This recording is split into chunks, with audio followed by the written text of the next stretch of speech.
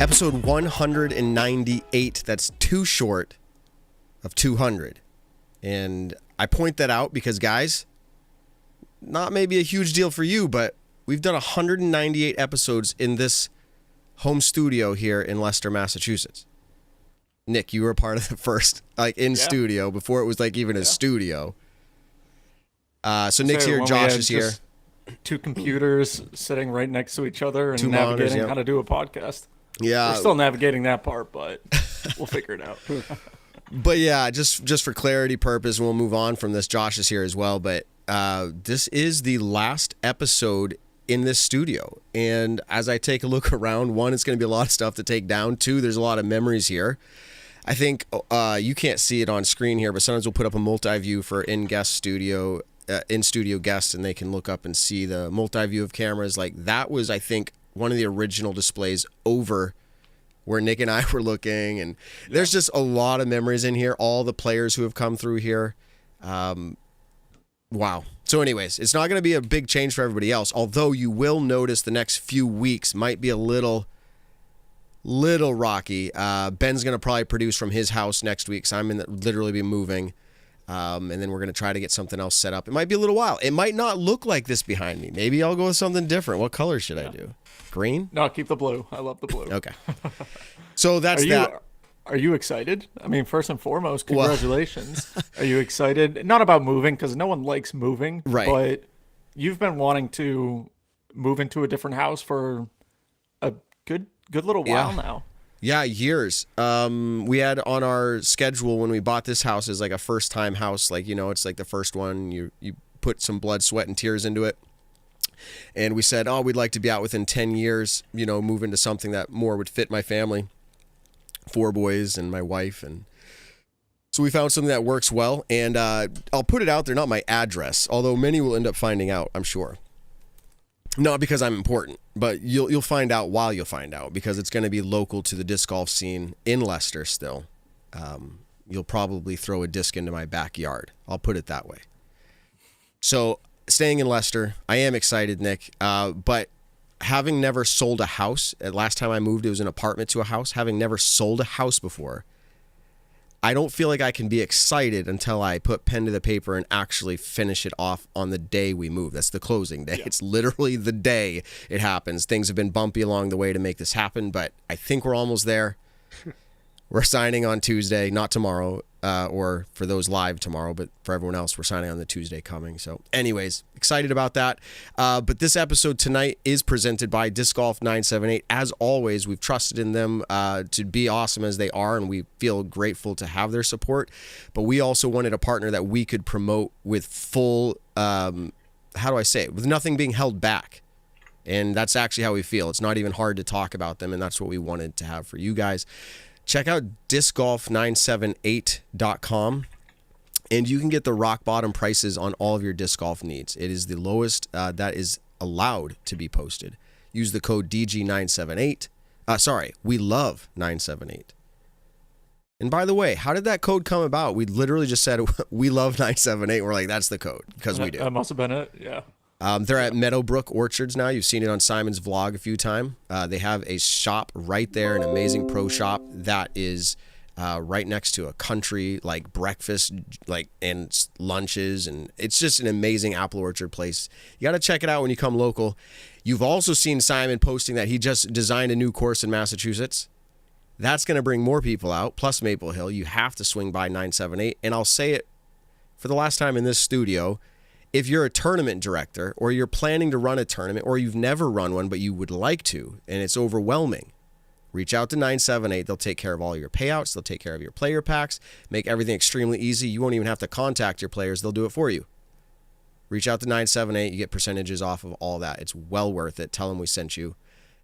We totally appreciate their support. Scott and Melissa over there, and the whole crew. Well, guys, no Evan tonight. Josh, are you holding that down? Are you going to give us the event recap? I mean, I got the Statmando hat I should be wearing, I suppose. But throw it on when we throw it to you. So I don't know. I mean, I don't have a full breakdown like Evan. I just want to. We're a couple minutes in, and I just want to say, wow, European Open. Remember last week we were excited for the major. I watch disc golf, probably to some extent every single weekend or event, right? It's some range. But when it's the majors, like you buckle down and find a way. And yeah, I still have other life I'm balancing, but you're literally like finding a way to consume most, if not all, which is crazy because it's like the middle of the night, which adds a different kind of dynamic. Obviously, I wasn't up at 2 a.m. watching every event, but I would wake up and check the scores, catch stuff live. I mean, I posted in the chat, there are so many stories to talk about that I'm just going to say right now, we're not talking about them all tonight because it's impossible. Like, I mean, I'm talking everything from the little things that you saw happen on certain holes all the way to the major storylines on, off the course. Matt, everything from weather to PDGA decisions to on-course calls to incredible competition to lead cards that mix two eras to players who literally did things we never thought they would do in both MPO and FPO. Like, mind blown each time I woke up and looked at the FPO scoreboard. And I could literally ramble on. So that's not quite an Evan stat recap, but just saying, I can't wait to dive into more conversation. There is Matt, do you remember a lot of do you remember what I texted you at like 2:30 in the morning? Yes. The final day. Let's get to that, but let me lead into that so people understand. I was away at the Junior World Disc Golf Championship, so I wasn't here for the last episode, which you understand and I'm going to have feedback when we get into Pop Drop Lock. I'm going to push back on Ben when he's not here.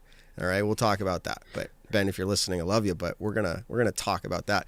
So I was at the Junior World Championships. Quick recap: my son made 4th place in his division. Did make a push on the final day, just wasn't able to close out a world champion title. But that's great. He has one. He got 4th. Super proud of him. He plays incredible. There was support from Avery Jenkins, Steve Brenster following in the final 9. It was pretty cool for him. So that was awesome. My other son did pretty well for himself as well, playing above his round rating most of the rounds.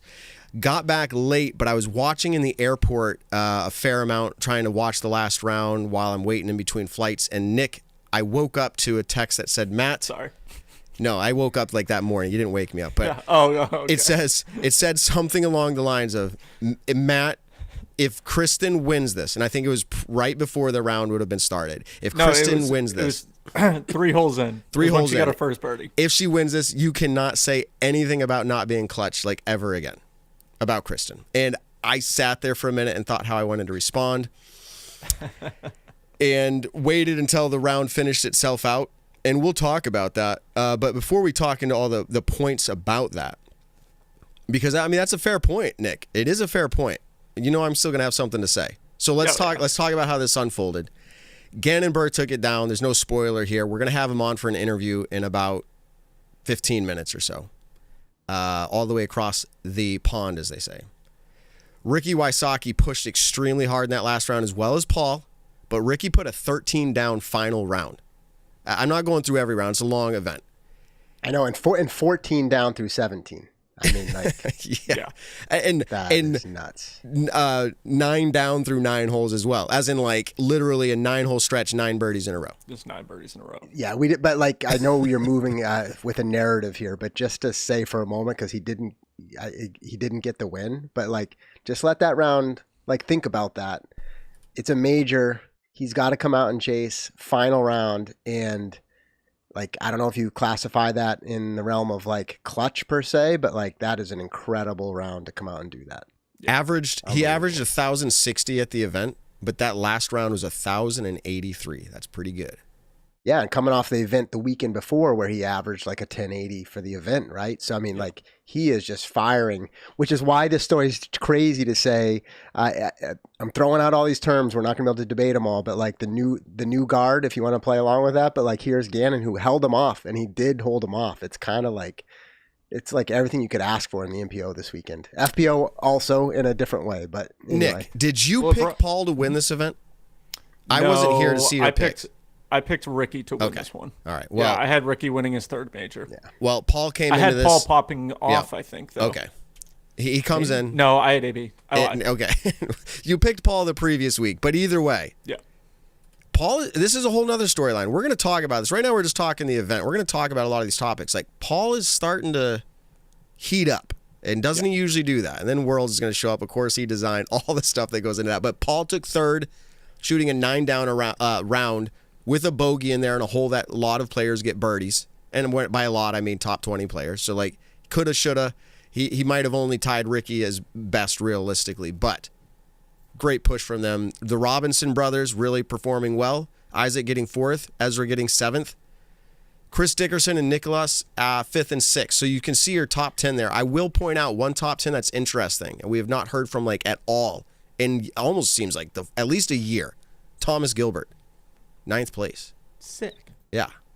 I've been waiting for him to pop off. He's so talented. Yeah. I know. I feel like you picked him at the beginning of the year. I want to just quickly say, like, you know, just a second ago, Josh was talking about the old guard versus the new guard coming in. If you look at the top 6 players, you kind of have a mix of 3 and 3. You have the OG players being the Paul, the Ricky, and the Chris Dickersons, multiple major winners.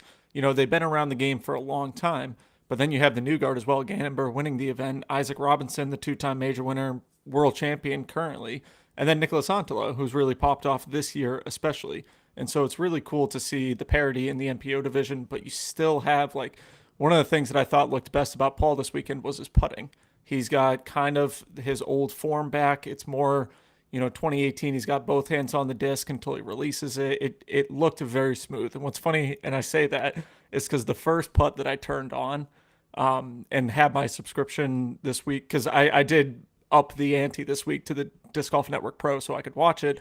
And for some reason, I must not have logged out and logged back in anyways. So, but when I first got on, the first putt that I watched Paul miss was like a 10 or 15 footer. The curse of Nick. Nick. Wind dropped it, and I was like, oh gosh, here we go. Just cancel my subscription now. But no, it was really cool. He looked great, minus a couple mistakes like Matt, you were just talking about, taking a bogey on a hole that, yeah, majority of the top 20 players are birdieing. So you're losing 2 strokes in and of itself right there. And so when you're trying to make a push, and he said it, he's like, I left it all out there. It just wasn't enough to hold off, you know, or to come back onto Gannon Burr. And Gannon played so fantastic, especially with Ricky charging the way that he did.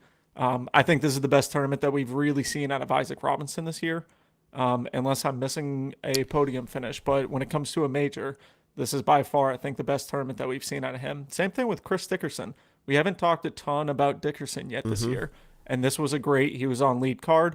And, you know, what a wild thing. The MPO lead card had to wake up at 7 or, you know, earlier than that, but they played 2 rounds for rounds 2 and 3 on the same day. They played 1 round at Tampere and then 1 round over at, or I should say 1 round at the Monster and then 1 round at the Beast, due to the weather delay getting pushed so far back that they ended up just canceling round 2 in the MPO division for the players who hadn't finished yet. So yeah, it's kind of wild for a major. To point out what you just said, Isaac Robinson did get a podium at the Preserve, so that was fairly recent. But but you can argue, though, this is his best performance based off of like it being a major and all that. And then Chris Dickerson, I think, let me just double check. This might be his highest finish or best finish yet. No, podium at Music City. Other than that, this is his 2nd best finish. And Dickerson, again, if you remember years ago, Dickerson never did the West Coast. He didn't like driving that far. He didn't like flying. I think he's spoken about it on the show before, that he doesn't care for flying at all. And then he actually, you know, flew out to Europe this year. And it seemed like, obviously, flights the last week or 2 have been absolutely crazy. Everyone knows with all the outages going on and everything. But I saw so many players talking about how their bags got lost and they weren't getting their you know, clothing bags to like 2 or 3 days after they had arrived over in Europe or Finland. And I was like, damn, that sucks. I would hate that. Yeah, no, when I just traveled to Junior Worlds with my boys, we carried them on and we kept them with us just for that reason alone. Shouting out a few other players to round out MPO that I think are worth noting. Robert Burridge, he shows up every now and then, and he did here. And I remember earlier this year I got burned picking him for a drop, and he did the opposite. I feel like he's a scary player to pick as anything other than a pop, because he's not dropping far. He's usually going to be his performance average, or he's going to shoot off. So there's good for him. And then notable to us in New England, Casey White, 14th. He's having an incredible year. Something to note here that's interesting with rating average, and I guess it makes sense for the most part, but a lot of these players in the top 20 are pretty much just shooting their rating. And this is where they're placing. So Casey shot just 1 point below his rating, and he got 14th. So if they can just keep up how they're performing, these ratings seem to level out with how they finish. And then the last one I will note, I'll let you pick on another if you want to, but the last one I'm going to note before we move into FPO is Calvin Heimer. Calvin Heimberg, I'm noting because he starts out round 1, 4 over par when others are shooting 7, 8, 9 down. So you're already shooting 11 to 12 or whatever it is out. Round 2, same course. 1 stroke better at +3. Josh, I don't know if you remember, we picked this for Pop Drop Lock as our locks. And after round 2, he was in like 80 something or really far down. Yeah, so. Round 1 was horrible. Round 2, not much better. It was like, what is going on? And that's what saying earlier. There's actually multiple players who I think just did not play up to expectations, and then others obviously killed it. So it's just an interesting If you take his last 2 rounds, and I know that's not how this works for event averages, he shot 1,063 average over the last 2 rounds. But he shot subpar 1,000 rounds the first 2. Does that have to do with the courses? This about Calvin? Is it? Yeah. Is it the course, or is it the fact he's gone back and forth to U.S., Europe? He's all messed up. Yeah, I think course conditions. I mean, obviously they were not favorable conditions over at the Monster either days. I think both days had a significant amount of rain. Yeah. So that definitely doesn't help. Doesn't matter it's a factor, what the but course everybody is. dealt with it, right? And he just he's played through plenty of weather before. That's it's not like he was off by a couple strokes of his normal. It was like a disaster zone for someone of his level. People like Calvin, we've seen at USDGC before. He's playing in a short sleeve shirt, and ripping destroyers and eagling par 4s, while it's downpouring rain. So obviously I think any one of these players can pop off in the rain, but at the same time, they're still going to have. There are plenty of players out there who, when it does rain, they're still going to have a bad round. Regardless, I think, of how well you are. It's whether it's your day or not. 2 people that I wanted to kind of... Before you move on from Calvin, he's the only other guy to shoot 9 birdies in a row in the last round. So he also did it. But my point is, with Calvin, as we wrap him up, I don't know what those 2 off rounds were. And we can talk more about Calvin later, but you got to believe in the guy. He's still the best player as far as averages go, it seems. Maybe not like Ricky, Gannon, those 3, but he's right there still. So anyways, Nick, go ahead. Just kind of 2 players that I did want to make notable mentions to was last year's European Open winner was Corey Ellis. He finished in 52nd place, actually missing cash this year and technically losing to Gannon by 29 strokes. And so it's kind of a wild... within pretty much 365 days, look at the difference that it makes. When it's your weekend, it's your weekend. And this year it was Gannon. And then another player, Andrew Presnell, also finishing in 52nd place. And the reason I bring up Presnell is because, technically speaking, Prez was the only one who could have done a career Grand Slam this year. He won Champions Cup out at Northwoods Black this year. Wasn't able. He only, same thing, shot 6 down.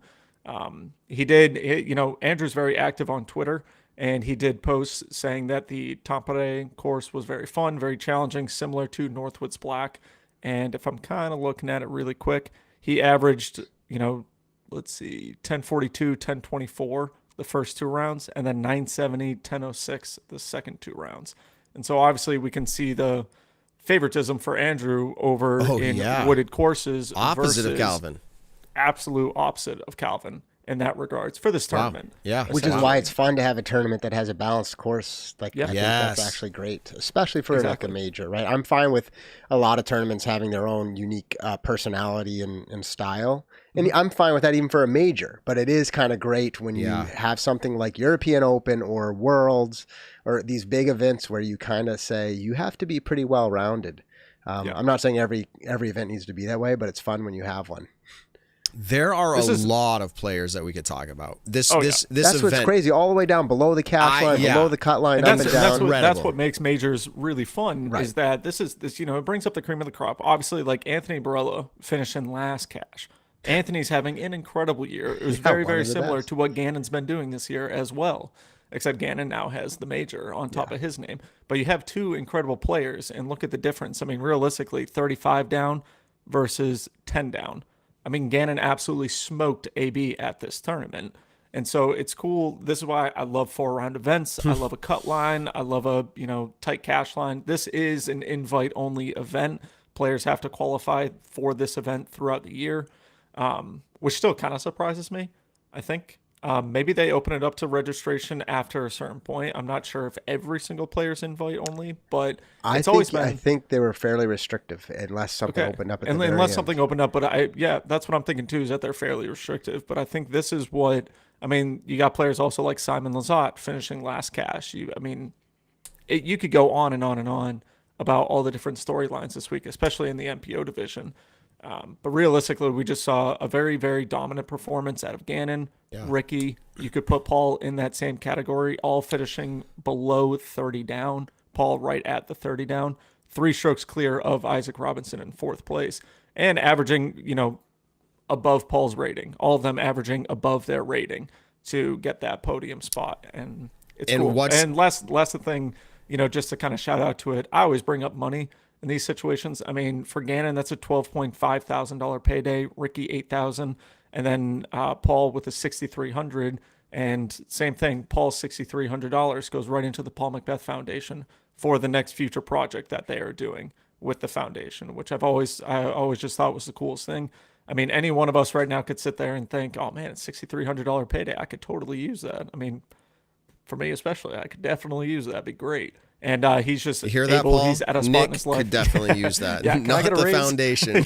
Yeah. I always ask him, like, can I get a raise now? Like, what's up? Yeah, every win. But yeah, the Nick Carl Foundation. Yeah, it was pretty wild, and we'll talk about this a little bit after the FPO division. But actually, the final day, I stayed up. I was hanging out. I was like, I got nothing better to do. I'm gonna hang out. It's pretty much Sunday morning. I played video games all while the FPO division was going on, so I actually did get to watch the final round live for the FPO division. Awesome. And I'll let Josh or Matt, whoever's recapping it, by all means. Let's move to FPO. And before we come to, that text message back and forth type deal, we'll just say it. Kristen won this event. I picked her to win. I think all of us pick her to win in Pop Drop Lock. I do know. I was away. Josh, did you pick her? No, Evelina, I think. I picked Evelina, and I thought I was golden after that round. Right. So I picked good. So me, and maybe it was Evan, and maybe it was Ben. But there was a few of us that picked it. I thought, man, of all the times that I picked Kristen, I saved her. I think it was one of my last picks for her. I might have one more. I don't know. And I'm like, she's not going to win it? Come on. Well, she took it down in... I'm going to go borderline with the word clutch here. Yeah. I'm going to say the biggest come-behind win in major history ever. And I'm going to say that she had to perform to win. As far as the word clutch goes, we're going to have to talk about that later, but she did win 4-round event. She was questioning her own gameplay coming through the first couple rounds, and she was able to pull it off. Amazing. And we interviewed Gannon. We did a pre-recording on this, so I know what he's going to say. But he says all of Estonia knows Kristen Tatar. You walk in a restaurant, you ask, do you know Kristen? Oh, of course we do. So she's really well known over there, and winning in Finland is probably just great for that whole regional area. Silva Saarinen has been performing excellent this whole season. To the point where you start not scratching your head and you're going, she seems like a solid pick, every weekend now. Is this a flash in the pan as far as 6 events in Europe go? I'm not going to say that. Missy Gannon kind of pushes back a little bit through the round. She was started out a little slow. She was able to maintain her, because we're looking at Pop Drop Lock, pretty much her rating. So she performed, to average to herself, and she got a 3rd place finish. Evelina dropped off in the last round after having how much of a lead going into round 3? 7 over Kristen, and I believe 3, is it 3 or 4 over Silva? Has an absolute bonker +9 round, worse than what Kristen had in round 3. And you kind of see the same thing we saw. You can start to figure out what players prefer, maybe. Round 1, round 2, Evelina in the woods, throwing drives far and getting them to the basket, getting birdies. Round 3 and 4 on the beast, even and 9 over. So again, same thing we saw from Calvin. It's very interesting how this plays out like that. But Evelina takes 4th. You see Kat Merch in 5th, tied with Kaidi Al-Salou, and then 7th for Paige. A small shout out for Paige here. 7th place is nothing to brag about when you're Paige Pierce. But having the season that she's having, that's a small victory. Yeah. She posted it in her social media today. If you follow her stories, I could probably pull it back up here. She said she found herself at some point this season, she doesn't know how or when it happened, she set her expectations and goals lower. She said, oh, maybe I can get a top 5 at the European Open. She said she's questioning that now, reflecting a day later, saying, I got to put my expectations back at the top. I need to set my goal there. I need to aim for it. I can't aim for top 5. So we'll see. Yeah. She's coming through this year. I'll be interested in next year specifically for her. Looking at Paige's kind of rounds, she had one bad round. She had one round below her rating. All the rest of them were, I would say, significantly above. She's 961 rated. She went 986, 932. Yeah, plus and then 7. 983, 975. So that one round obviously dropped her off a pretty significant amount. Take that round and put it in the 980 category where she was before. It's an 8-stroke swing. I mean, that she's right there second puts or her third, up. Probably. Yeah, exactly. She's podium finishing. So Yeah. 3 out of 4 rounds, especially this is coming just over a year now since her massive injury. That's I think right. these are good things. Yeah, seeing good things out of it. That's right. She revisited that bridge, is my understanding. I didn't see any social posts about that, but I know she was talking about that leading into it, that she was going to do that and kind of just close things out for her mindset. Yeah, get a little closer. Forgive the bridge for whatever it's done. Burn it down. So yeah, a lot happened at this event. To Josh's point, Nick, all of us, the chat, there was a lot of storylines. Henna Blumroos still not pulling one off. She came close at Krokel, if I'm not mistaken. That was the event, or maybe it was a Swedish Open. It was one of these. Ben still owes me 20 at the end of the season if she doesn't win. But you're going to see in my pop drop lock picks, I'm kind of in a conundrum. I'm not going to reveal it yet, but that will be very interesting to see how that plays out. Okay, so let's bring it here before we get into the Gannon interview. I'm fine to take a few minutes here and let you tell me why you think this last round by Kristen, Josh or Nick, is a clutch round, and if that's how you would describe it. And I'll set you up so you can respond to it. We don't have to go back and forth on it. I personally do not call it clutch. She did have to perform. If Evelina did anything other than +9, I mean, I'm even thinking +2, +4, it might come off as more clutch. But when you go 9 over in the last round, did Kristen have to perform? Absolutely. But if you said she was down 4 going into the last round, I would say it's a come from behind win. I don't know if I would use the word clutch. Clutch is probably the right word, but it doesn't seem that epic. Although, to your point and why you called me out on it, is because I always say we don't see it out of her. So I'll give her full credit for what she's done. There's absolutely no question she had to push. She had to come from behind. It came down to the last holes. I mean, through 11 holes, she was still behind. So I see all of that, and I think it's incredible. I think for me, and maybe I just overhype it, clutch is Paul Macbeth at Worlds hitting the putt from 80 feet on hole 17. Clutch is doing the things that are like, there's no other option except to do everything almost perfect. Yeah. I don't think Kristen did everything perfect in that last round. She played well enough. She won. I think it was a slight gift from Evelina. She did have to get through Silva. I will use the air quote clutch. I think that might help describe it. I just don't see it as like, man, that was clutch. That's just not how I feel. So you don't see, like, kind of what you're saying, and we've talked about this before, is you don't see the memorable moment of the final round. Like, if you look at and watch her round, like, what was your memorable shot to that round, Matt? Do you have one that Kristen did? No, nothing stands out especially. Okay. But what if, let me ask you this question. If Silva fell off and did a +9 and Evelina fell off and did a +9, would you say Kristen's round was clutch? I think in a certain way, yes. Okay. And the reason I say that is because it's a 13-stroke improvement on the day before. Now, is it clutch in the sense of like, so, and I'll say this, like Walrus King in our chat had said it. I've seen a lot of people say this, and a lot of people do agree with it, is that Evelina lost more than Kristen won. And I understand that, sentiment. I understand all that. Don't get me wrong. But yes, when you look at the memorable moments of that round, like one really, really speaks out to me, and it was hole 16. Though hole 16 is completely different than what it has been in years past, Kristen threw a drive that almost did go out of bounds long. It was probably within 3 or 4 feet of going OB long. She was able to step up to that shot, being the first player to throw the upshot on hole 16, and she threw it to absolute perfection besides throwing it in the basket on her second shot.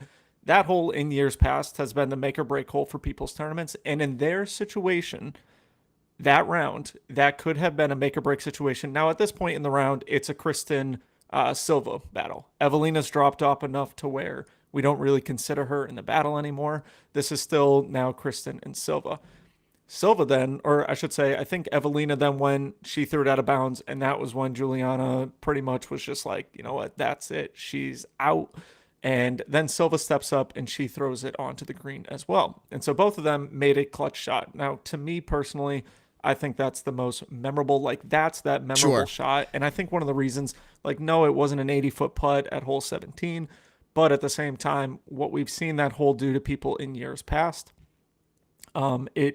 she was able to overcome it. Yeah, now, like I said, the hole is way easier than it used to be. At worst, you should be taking a double bogey on the hole compared to before. You could see 7s, 8s, and 9s on it. But at the same time, it was, to me, that was a clutch shot. Now, the reason I think clutch shot though is now different. The reason I think Kristen's round was clutch in and of itself is it's the final round of a major and you're 7 strokes back. Winning in general, whether it be by 1 stroke or 12 strokes or 13 strokes, whatever it was, winning in general, being 7 strokes back and making the largest deficit overcome in FPO major history, I think that in and of itself is considered clutch. Now there needs to be a bad guy on this show, and I'm just saying, I get that. When somebody falls off so far, did she really come back 7? If somebody falls off, we're talking about hypothetically, all the top players fall off. There's a 20-stroke lead somebody had. They fall off. We say they came back 21 strokes. No, you didn't. Like, it's if players are falling off, we can argue if it's clutch or not. Well, no, I think because in the NBA, when a team is getting blown out at the halftime by 24 points and a team comes back, like, you don't talk about, I think it was game 4 or 6. Or, okay, let's actually use a better example. Red Sox versus Yankees. The Red Sox came back down 0-3 in the 04, whatever they call it, not conference finals, but they came back, they did the reverse sweep. You don't say, I mean, maybe all the Yankees fans, maybe they say, oh yeah, the Yankees blew a 3-0 lead. But as Bostonian fans, as Boston Red Sox fans, we say, dude, the Red Sox clutched up.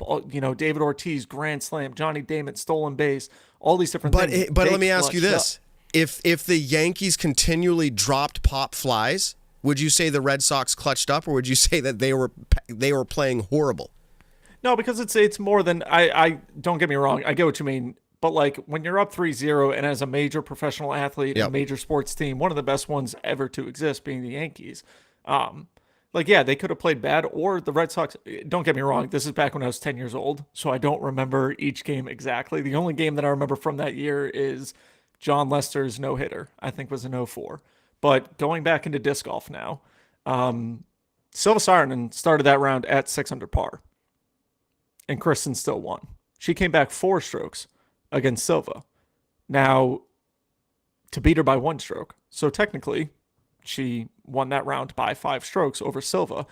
I think that's a little bit more of a clutch storyline than, yes, I understand. Evelina dropped off massively. Just had a complete 180 of a round. But Kristen Tatar improving her previous day's round, going from, a 906 the chat rated says round that's commendable at the very least. And I would agree with this. Yeah. I don't do this all the time, but there's a commenter who says that I placed an asterisk on Kristen's achievements for 2 years. That's not true. I've never placed an asterisk. I just said we don't know what she's made of. She's got the win. She has the title. She's performing better than any FPO player ever. I have to be careful. She's performing at a better level, I believe, than any other FPO player has. So we consider right now, I consider, Kristen Tatar to be the best FPO player in the world. Ever. I think, personally, when I look at her play, she doesn't have the accolades that other players have currently. Right. Like Paige is obviously a 5-time world champion. She doesn't have those accolades yet. I think she can achieve them. But when it comes to actual talent in the FPO field, I think Kristen Tatar is the best FPO player ever to have played. I would agree. Don't get me wrong. I don't know if I would say the accolades yet. Yeah, and I don't know if I would say she has the highest ceiling. I would say right now she is performing at the highest level. I don't think you can take anything away from that. And Do so you this think is that where, there's going to be other FPO players who can perform better in the next year or two? Can they? Is there a higher ceiling for some of the FPO players? I mean, I think it's always going to keep going up. Yeah. I mean, it like in a sense, like we are going to plateau at some sort depending on how our system works. Like the rating system is going to plateau at a certain point for players. Like we've seen it in 2019, the rating system went all the way up to the 1060s when it came to the highest rated player in the world. And now 5 years later, we're 10 points below that. And so obviously the players haven't gotten better or worse. Like they've gotten better, some have gotten worse, but the parity has gotten a lot thinner to where the rating system doesn't work like it used to, I would say.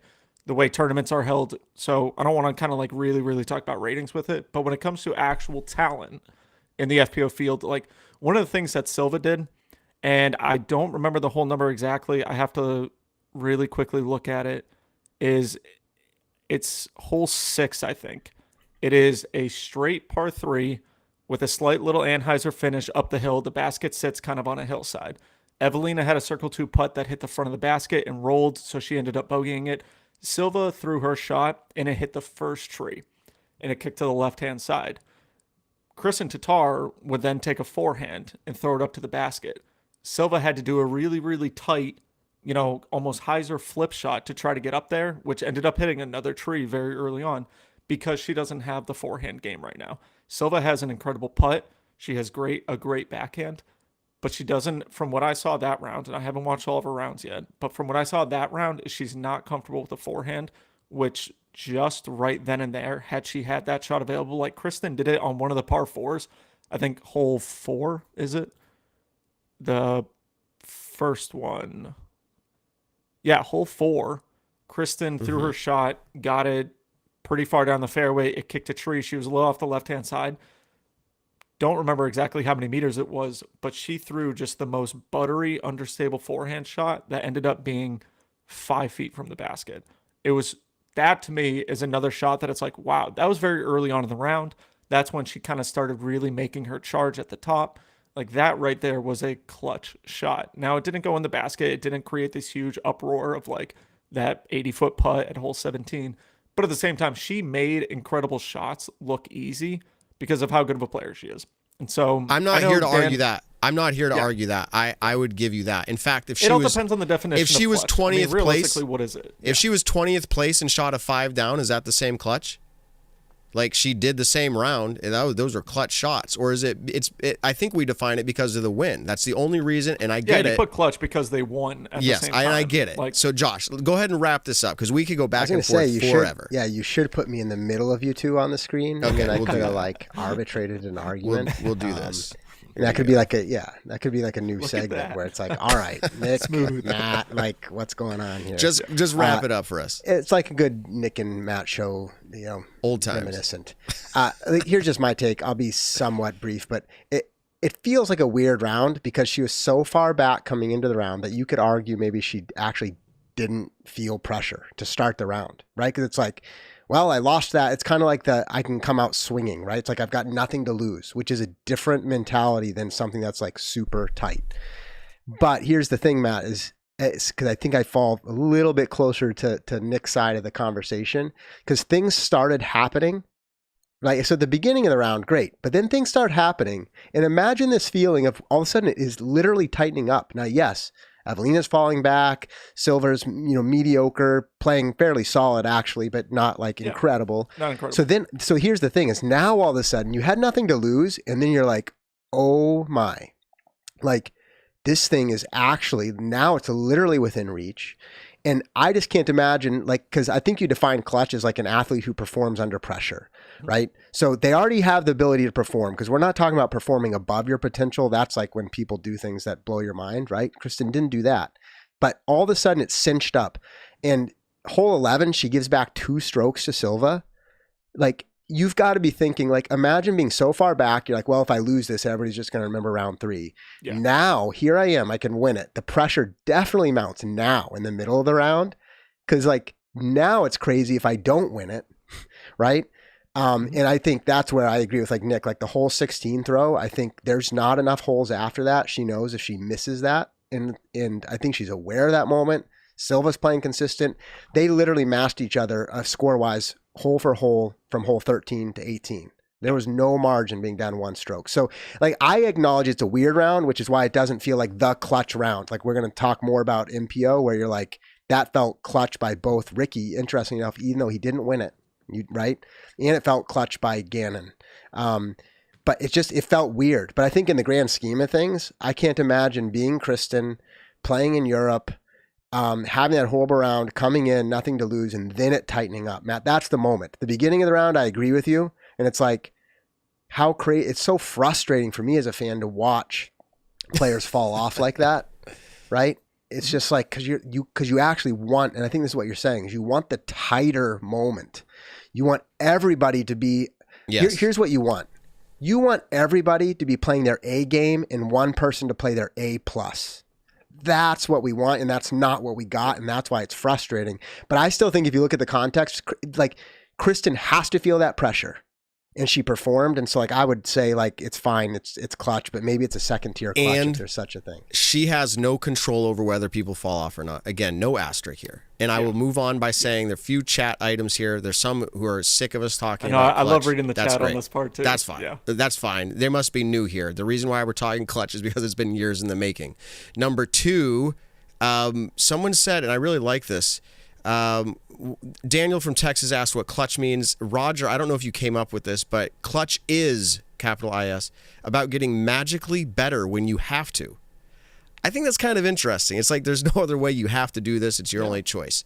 And again, we got to move on from this. Nick, last thing. Yeah. Well, last thing, just kind of going off the topics, like this is something Matt and I have quote unquote argued about multiple shows now. It's more in good fun and just kind of bringing fun to it. But at the same time, like I love watching Kristen win. I love watching dominance. I love watching a dominant player who's very, very talented continue to succeed. I'm a huge Tom Brady fan.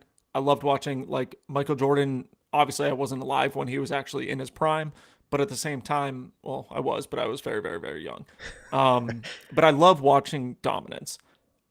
Whether they blow out a team by 30 points or 2 points, it still feels the same. Like the Celtics this year were a very dominant team. They dominated in the NBA Finals. To me, I'd rather that than, don't get me wrong, I would love to go to a Game 7 if I knew the outcome was that we won Game 7. So just kind of like going back, that is all right. The reason, like clutch or not clutch, we love watching Kristen do what she does Absolutely. best, which is That's just not play what great disc golf. And like I think Josh had made the best point at the end is like we do want to see all the FPO players and MPO players play their A game, and then you want to watch the winner play that A plus game. And maybe it's in the last 4 holes, maybe it's the last 18 holes. But to watch that, don't get me wrong, is way more exciting than if 2 players absolutely botch first and second place and third place comes up and wins it. Don't get me wrong. I understand the excitement. So in wrapping this out, because I can do this as one of the wrapping it up, at least I'm right. Yeah. Zachary, yeah, exactly. I can do that. Zachary Dietrich. He says, Katie is a dominant player. I wouldn't call her clutch. Using the term clutch should be dedicated to a specific moment and not an entire round. But anyways, the point is, I think it's there can be multiple clutch moments like what she did on hole 16. Perfect. On 16. Perfect. Yes. Okay, so we actually have the Gannon BUHR interview coming up. I think we should jump right into it, and then we've got a lot of other topics, including hole 16's review. Gannon talks about it a little bit. Paul's performance as he's starting to pop off, if you will, show up at the right time of the year. Gallery sizes. We've already talked about Kristen. And maybe we'll talk a little bit about DGN. How many in our chat upgraded to DGN Pro? We're already DGN Pro. We're going to talk about it. There's people upset this week. Nick talked about it a little bit. But let's go ahead and get into how long has Gannon been waiting in the green room? Yeah, he's patient. Yeah, no, it's late there. It's 7 hours ahead. It's probably about 2 or 3 in the morning now. So, all right, here we go. Shout out to Matt. See if we can catch him yawning at all. Let's see if we can catch Gannon yawning on the interview. All right, let's see. Let's see what happens. All right, everybody, here we go. All right, everybody, welcoming to the show Gannon BUHR, 2-time MPO major, 4-time major winner. We'll talk about those a little bit later, but you just won the European Open, Gannon. Congratulations. This is about maybe 24 hours later. How are you feeling? Good. I'm happy to have it over with. It was definitely the most nervous I've ever been in a tournament before. So to have it done with is a great feeling, and we can kind of move on to the next one. Moving on. No, we're not going to move on yet. We got more to talk about. So where do you rank this in the wins that you had? You've had big wins. You had another major. I'm assuming you put that originally as first. Where does it rank now with this one? Yeah, I'd still probably have to say USDGC is probably number one. The only tournament that could probably kick that out is either like another USDGC win in a better way somehow, which is going to be tough to match. But definitely Worlds would be number one. Now, the way that European Open went down is probably, one of the best battles I've ever had in terms of, Ricky was 14 under through 17 holes, which is crazy. It was so hard to kind of fend him off. And, yeah, I basically got to a point in the round where I think I had 5 strokes, and then it quickly kind of went away. And there's a good 6, 7 holes in the middle where I knew for a fact I wasn't going to gain any strokes. The only way I could save myself was just not losing them. And the only way to not lose them was to birdie with him. And so that made it so difficult. So difficult. So I was traveling. I was trying to catch it live. I didn't want spoilers. A lot went on going into that round. You had, like you mentioned, a significant is the right word, lead. Not necessarily something that you're running away with, but significant. You'd want that, I'm sure. Did you feel like there was a number in your head where you'd feel safe on that course more than what you had? Well, I thought 9 under for that round was going to be safe for me because they'd have to shoot course record to beat me, or no, just to tie me, and then yeah, to beat me they'd have to shoot even better. And so I wasn't too worried about it. But next thing you know, Ricky is just birding every hole, and I had a little bit of an unfortunate roll on hole 10, then missed the par putt. I missed hole 8, which is a pretty easy hole, and just like that, he's back 2, and that's nothing. That's literally 1 hole, and the last 4 holes of that course are, there's not a single hole you can really play safe. They're all execution based. Like, you have to just throw the shot and hope you throw it good. And so, I was able to do pretty solid on those. I think I went like 1 down on the last 4, which is a pretty good stretch. Yeah, you were executing fantastic shots all the way down to the end, but let's go to hole 16, which we'll actually kind of get your feedback on that maybe after this portion of the interview. We'll dig into it a little bit later, but you get through 16, you move into 17. You at that point, I think you had a 1-stroke lead, if I'm not mistaken, or yeah, I think it was 1 stroke. Is that correct? I had 2 going into 17. Okay, 2 going into 17. So let's talk about how that unfolded. Ricky threw first there, I believe, or no? Yeah. Okay. Yeah. So he parks it. Did you realize he parked it? Pretty much. Okay. That was like the furthest forehand I've ever seen in my whole life. It just got there so quick, and it was on hyzer the whole time, and he was hyped, and it just came out like a rocket, and then it was just 2 feet from the pin, and I was like, I thought it was going deep out of bounds. I was like, that's not even possible. And it kind of just got a nice stick and just stuck on the hill.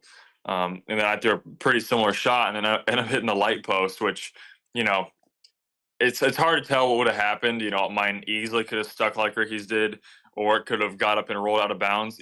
Either way, it was hitting in bounds. It wasn't, I wouldn't say it was lucky at all to hit it. You could say it was either way. I think if I missed it, I had a good chance to have a pretty easy birdie, but we'll never know. That's interesting. I'm glad you just shared that, because from my perspective watching it, now again, I was traveling through an airport, a lot going on, and I'm like so into it. It appeared as if it was flying out of bounds, but you're saying as you play the course, from your perspective, it really seems like, it could have ended either way, but you believe that it was going to hit in bounds. Yeah, there Okay. was a 0% chance that it was never going to come back, Okay. or that it was going to never not cross. Okay. Like 100%, it was going to hit in bounds, at least hit in bounds, probably a good 6 feet in bounds, no matter what. If you watch it back at the very end of the flight, you can tell it's like literally coming straight in bounds, and then it hits the light post and kind of just drops like down instead of like continuing to move toward the basket. So, I would have, and even if it did roll OB, I would have had a closer putt than my first putt, and that would have been, at least par, maybe bogey at worst. I'm sure you have played through it. I've had the privilege of hosting you at my house for a while, and I know following rounds you go through, you probably did play out, how could this have gone differently? And I did the same. Had you landed in bounds, rolled out of bounds, you would have still a putt for par. But you come up to that, it is out of bounds. Had you ever hit that light post before on any other practice shots? Have you ever thrown it that far before on that hole? No. I've never got close to that light post. I know in the President's Cup, I flipped my drive over OB left. So I went a little more overstable DD3. I wasn't worried about it not hitting in bounds the entire time. I was pretty happy actually with how the shot landed, and the shot had plenty of power. It was going to get at least pin high, maybe even somehow skip long. Um, Hmm. it was a little bit lower on the hill, so I had some more air time. But that shot felt pretty good. It's actually a pretty good forehand for me. It's kind of pushes my forehand distance range, and so I can kind of just throw it pretty hard and know it's going to land right about the distance of how far the hole is. Um, round two, I put it about 60 feet short, threw a lot of hyzer. Okay, so your disc hits the pole, stays in bounds. It's amazing. I'm sure you got down there and you're like, this isn't where I want to be, but you have a putt for birdie. Is that, I mean, there's not even a question in your mind. You're putting uphill on the side of a hill, you're going for it. Yeah.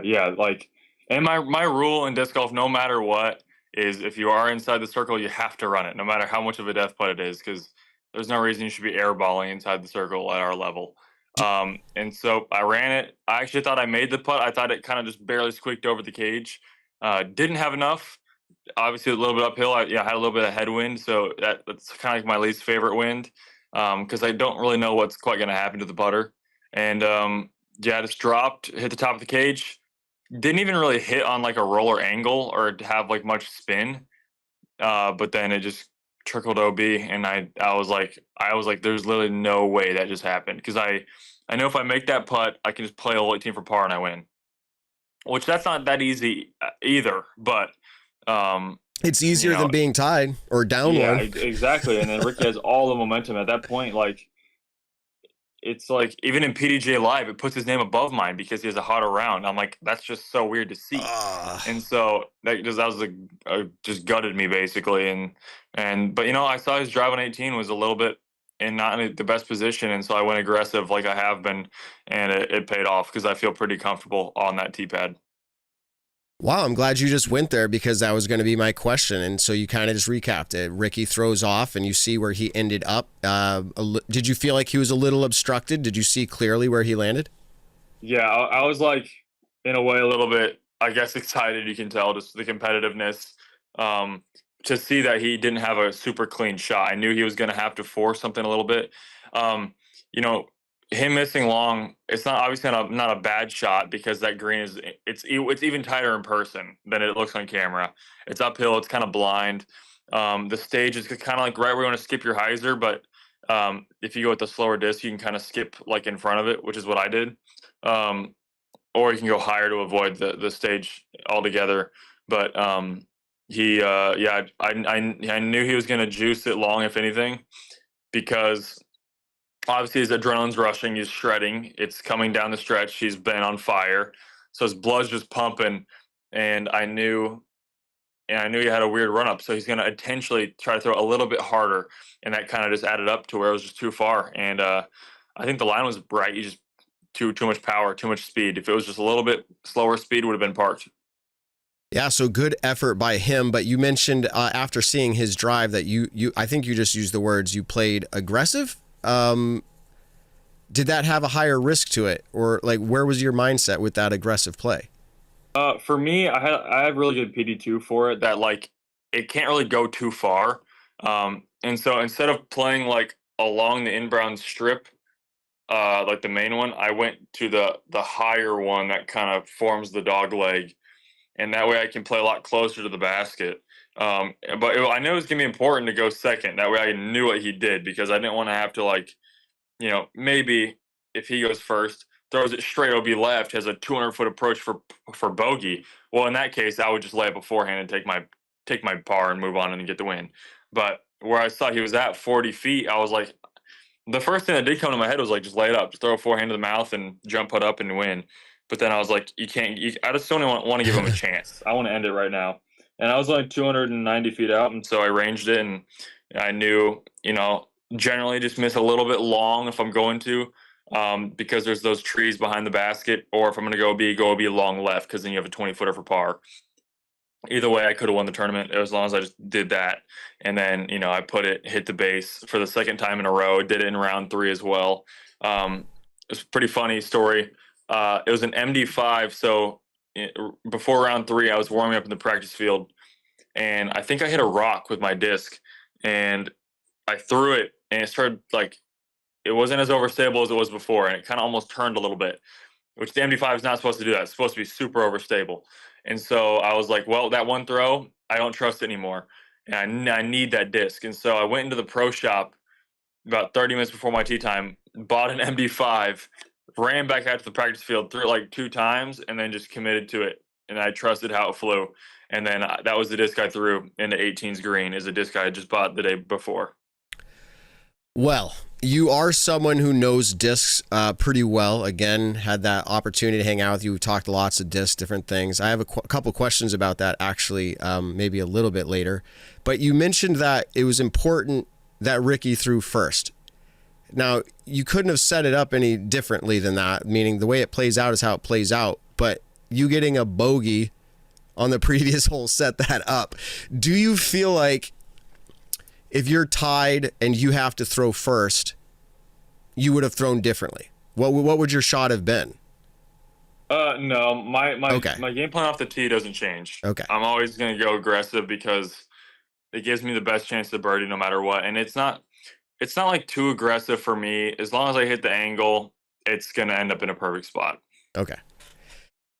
Well, so you get there, you tap out, and you win. I'm sure, you know, the feelings as you could describe them are probably elated. What is it like to have so many fans rushing in? I mean, from the drone shot and all the cameras, you see rushing in and surrounding you up there. That's a lot of people. What's that like? Yeah, that was crazy. Like that's the biggest crowd I've ever played in front of, and it was very professional. You know, they clap for good shots, not mediocre shots, it feels like, which I enjoy. And it was just crazy. The crowd was sometimes 10 people deep at points, 10 rows of people deep.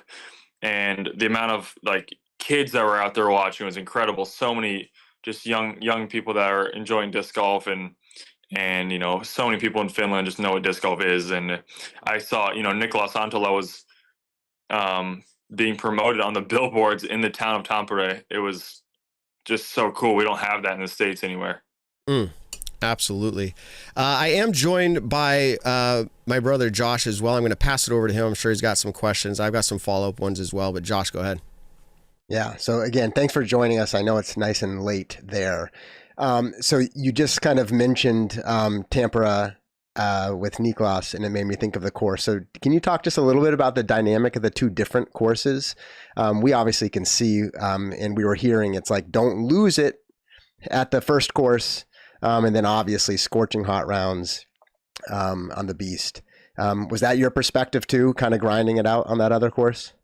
Yeah, for sure. I knew the thing about the first course is there wasn't a ton of score separation. And so the difficult part about the first course is like, you still got to shoot pretty decent the first couple rounds to stay in the tournament. Now, if you shoot yourself out of it, maybe shooting like 1 over or like even par, that seems like so much work to make up because birdies are so hard to get at that course. Although, you know, when I shot my course record 9 under in the second round, I missed 3 circle 1 putts as well. So I had a ton of birdie looks. Could have been way better. But, you know, we came back at 7 in the morning. I was tired. I missed my first 2 30-footers to start the day. And those are always the hardest thing ever. And so, yeah, but that course was just designed so well. You can tell everything was put there for a reason. There's a ton of par 4s and par 5s, not that many par 3s. And so it kind of played like a ball golf course. But yeah, they had kind of walls about 35, 40 short of the basket. So you have to either go over them. If you hit them, the course forces you to make putts. There's a lot of tight OB. I mean, just such a great variety of forehand, backhand, hyzers, flip overs. I mean, flex shots. I mean, just everything. And then obviously making your putts is huge. But yeah, you could tell that the design of that course was just elite, and had a couple of my favorite holes I played the whole year. That's awesome. Do you feel like the weather delays and the way you talked about getting back out there at 7 a.m., do you feel like that had any impact on the actual final outcome of the tournament, or was it just really an annoying thing that you had to deal with?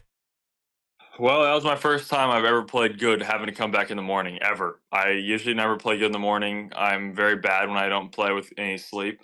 But I got to bed pretty early that night, and so I was able to I actually felt pretty good going out there. And, just throwing a couple good drives to start my day off was a good feeling.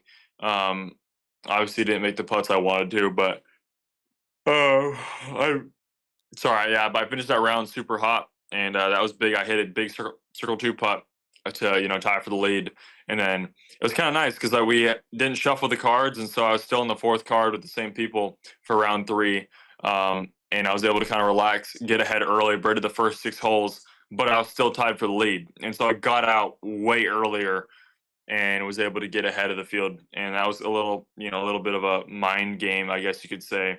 Not necessarily an advantage or anything, but if someone was checking the scores, they could see, hey, Gannon's on fire. I need to pick it up. And obviously, I think what helped me as well is I played with Nicholas all 4 rounds, and I think he just pushed me to always just be playing better disc golf. Yeah, that's awesome. So you talk about playing on the same card, obviously, for those 2 rounds, but then you come to the final round, and what, like, as a fan, Gannon, like, this is like an incredible lead card. Like, here you are on the top. I think you had a 3-stroke lead going into that round. Yeah, 3 over Paul, 4 over Rick. Yeah, then you've got like Paul and Rick, which is like, it's not a past era yet, but it's like incredible, right? They're going to be chasing with all their history. And then Niklas, obviously being local and having a strong year. You've talked about, you said it earlier in this interview, some of the most nerves you've had. Was any part of that the lead card you were on and seeing who these players were? Yeah, the nervy part was, like, obviously it's a major, it's a big tournament.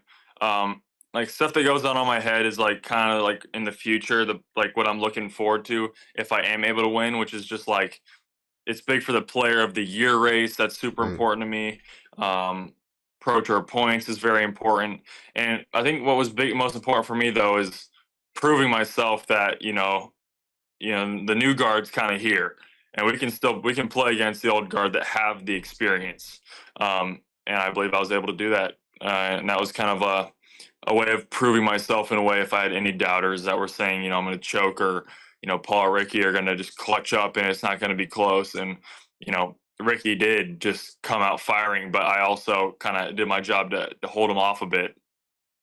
Yeah, you did. Although after hole 1, it kind of cinched up really quick. Did anything start like even leaking into your head at that point? Or was it like, that's only 1 out of 18 holes, nothing to worry about yet? Yeah, I wasn't too worried about hole 1. It was weird warming up and everything. I was kind of tired. I was just like really sleepy. I didn't sleep too well. Obviously I was nervous. I woke up that morning and I was super sore, my whole body. And so I tried getting a bit of a warm up early. I went to a field before my round, threw a little bit just to kind of get my mind on the disc golf game. And then, just wasn't making a single putt in practice. I was like, this is going to go horrible. And, I know Paul and Ricky they have that fire in their eyes. I know they're going to be chasing me. I get to hole 1, no nerves, I'm fine. Then they call my name, and then I start shaking, and then I just pull the drive. But it was kind of good because, like, I was so nervous that I forgot to focus on where I wanted to throw the shot, and so I kind of just chucked the disc a little bit. Now it made me focus on the next holes throughout the entire rest of the round. Like, forget about the situation. You need to aim first. So you actually have to, like, pick where you want to throw the disc. That's all that matters. That's what I did. And I was like, well, it's kind of good. Sometimes it's good to miss a putt early on. It wakes you up and it forces you to be a little more alert. Yeah, that's awesome. So I know Matt asked about, and you already gave a lot of insights into different holes and decisions, especially coming down the stretch. But I want to come to something that watching on the live broadcast is not evident to us until they said something. And I'm just curious. So they told us, hey, there was a time warning given to you. And this has been a topic in the past. And my perspective is I was frustrated. I'm not on the ground, so I don't know, like, if you quote unquote deserve it or not, but I'm like, please don't let time warnings change the outcome of the event, regardless of what the situation is. Did that mess with your mindset at all? Or was it just a thing that happened and they called it and you moved on? I'm just curious your perspective, having that happen down the stretch. Yeah, stuff like that, it always gets in my head because you go from such a locked in disc golfer where you just feel like you're a robot and you can't mess up. And then now you start thinking about, oh, I need to throw the shot really quick. And then you might shank it. And so it's just like, it's so hard to not think about it. Once it's in your head, it doesn't leave. And the more you try to not think about it, you're thinking about it. And so, Yeah, it was very difficult for me, especially on 18. I had a biker right next to me, about 30 feet on my right side, who wasn't a disc golfer, and he was just biking and being loud. And I looked over, I was like, "Hey, can you get this guy to stop?"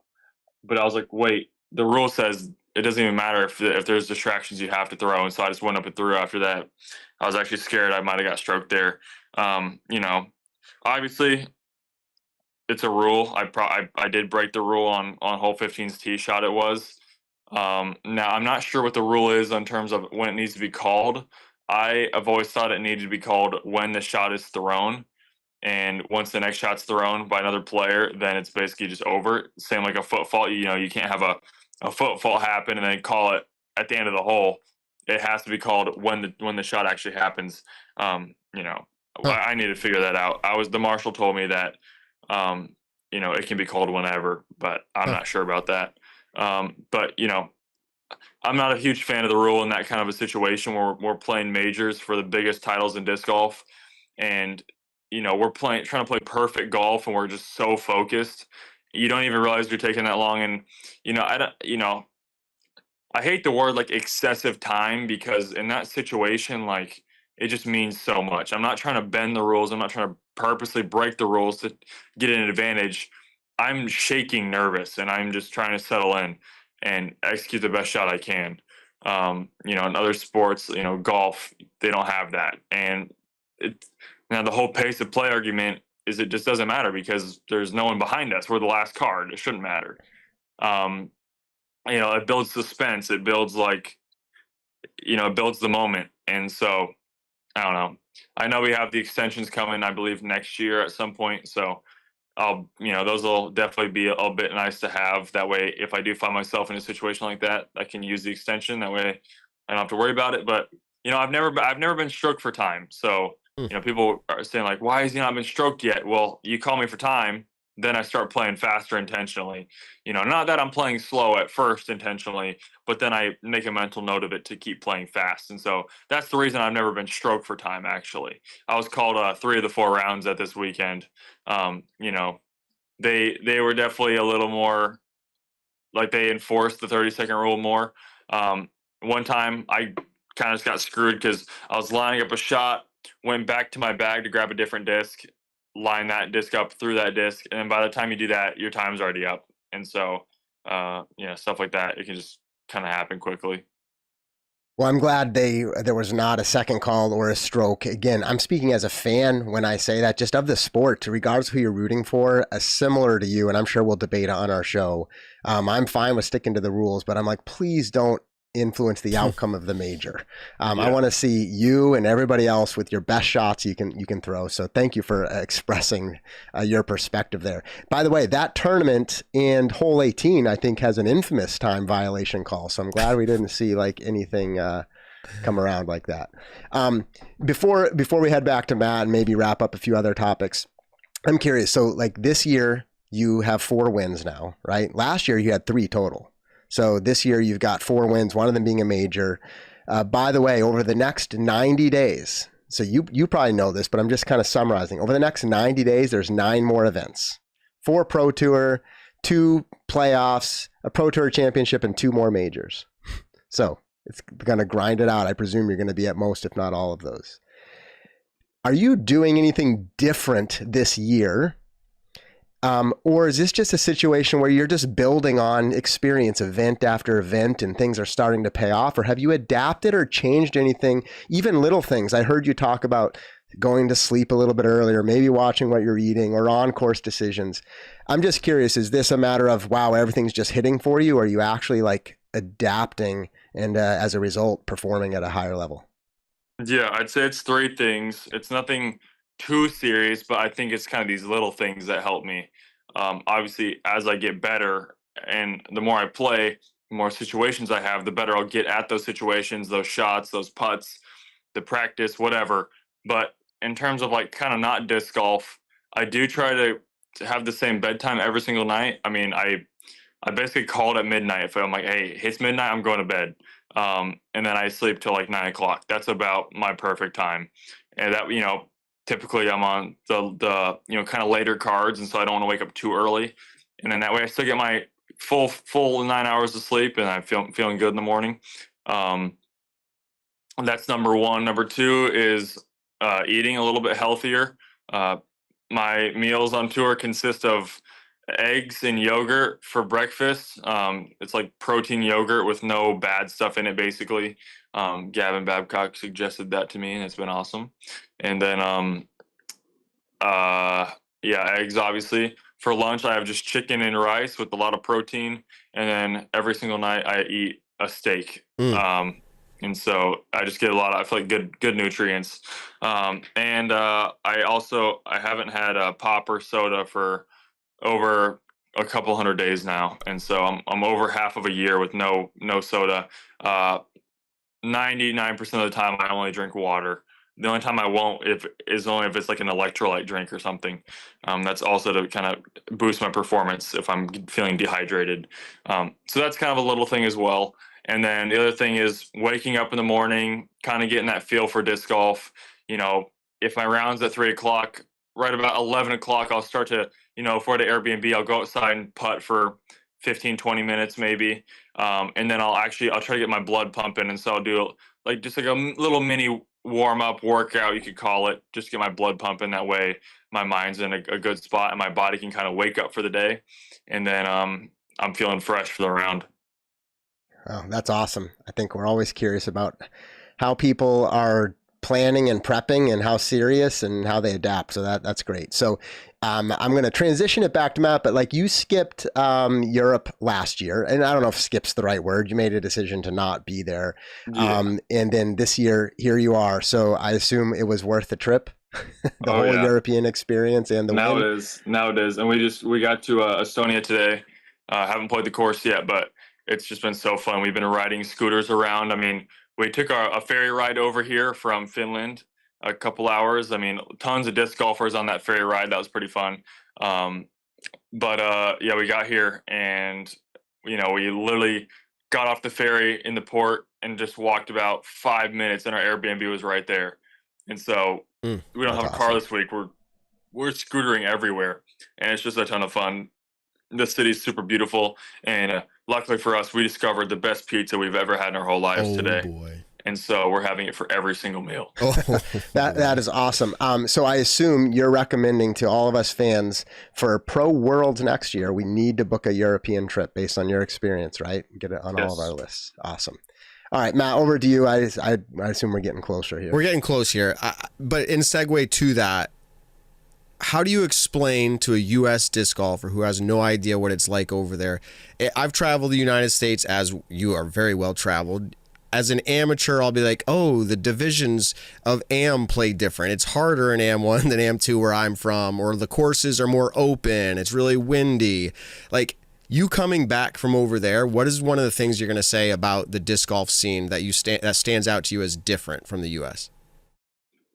It's just like really professional. They treat it as like a big sport. Just as like the U.S. treats basketball, baseball, football. They train really hard over here in the off season. I know they have facilities. They go and practice for hours a day and actually train on their bodies. I believe a lot of the Europeans are in really good physical shape. And so to see them take the sport seriously like that is just going to, 10 years ago, we didn't do that. You just went out and threw your Frisbee the most and practice. That's the way you practiced. And, the tour life was a little bit rough. We didn't have as much money in the game. And so you were kind of just doing whatever you can to make it work out. And but now it's just like over here in Europe, it's just so many people know what it is. I mean, the percentage of the population that know what disc golf is crazy. I've been stopped on the street so many times by just random people that maybe they don't even play, but they know what disc golf is. At this pizza place we went to, we asked our waitress, and we said, "Do you know who Kristen Tatar is?" And she was like, "Of course I do." Oh. And it's just like she's mega famous here in Estonia, and that's just good to see.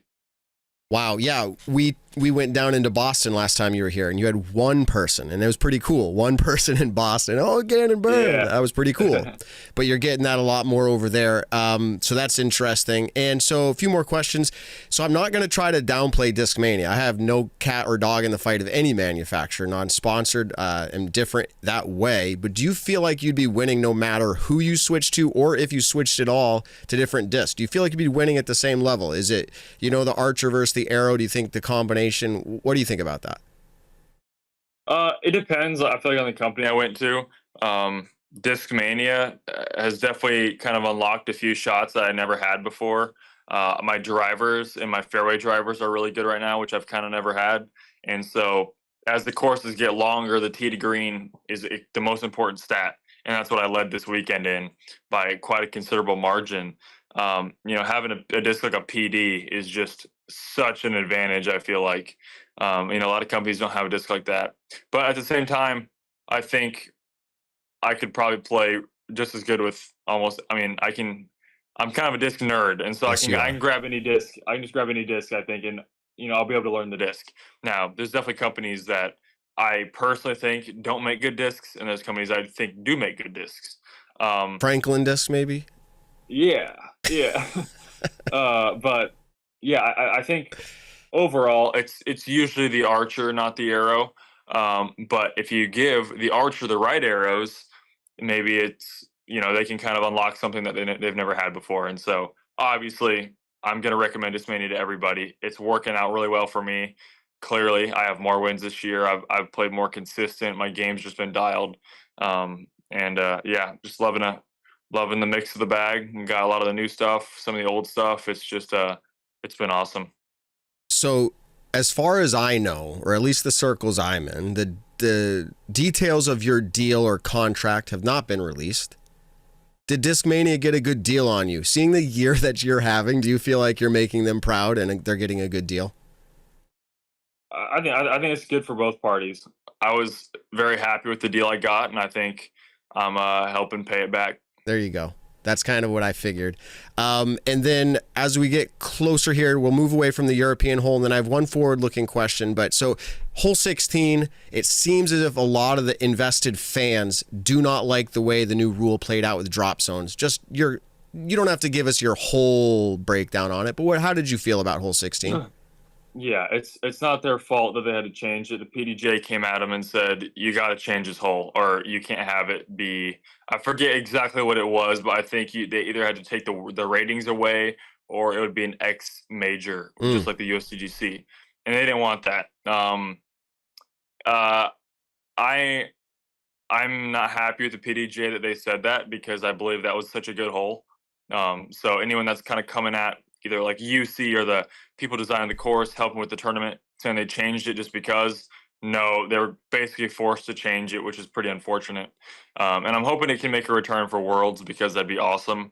I'm not really sure why that rule exists, but the PDJ has different waivered rules you have to get, and they're kind of moving away from that type of hole, basically, those kind of rules. And so, obviously I was a little disappointed we couldn't play it. There was still a decent amount of stroke swings. You still had to make the island, but it wasn't nearly as scary. You used to have people taking big numbers on that hole. Yeah, as we saw with AB last year. Yeah, the worst you could possibly get was a 6. And that's, I don't remember. Would that have saved AB the tournament? Maybe. Or at least no. 6 wouldn't have? Okay. Well, who knows? He kind of threw away the last 3 holes. So right. True. We'll never know. We'll never know.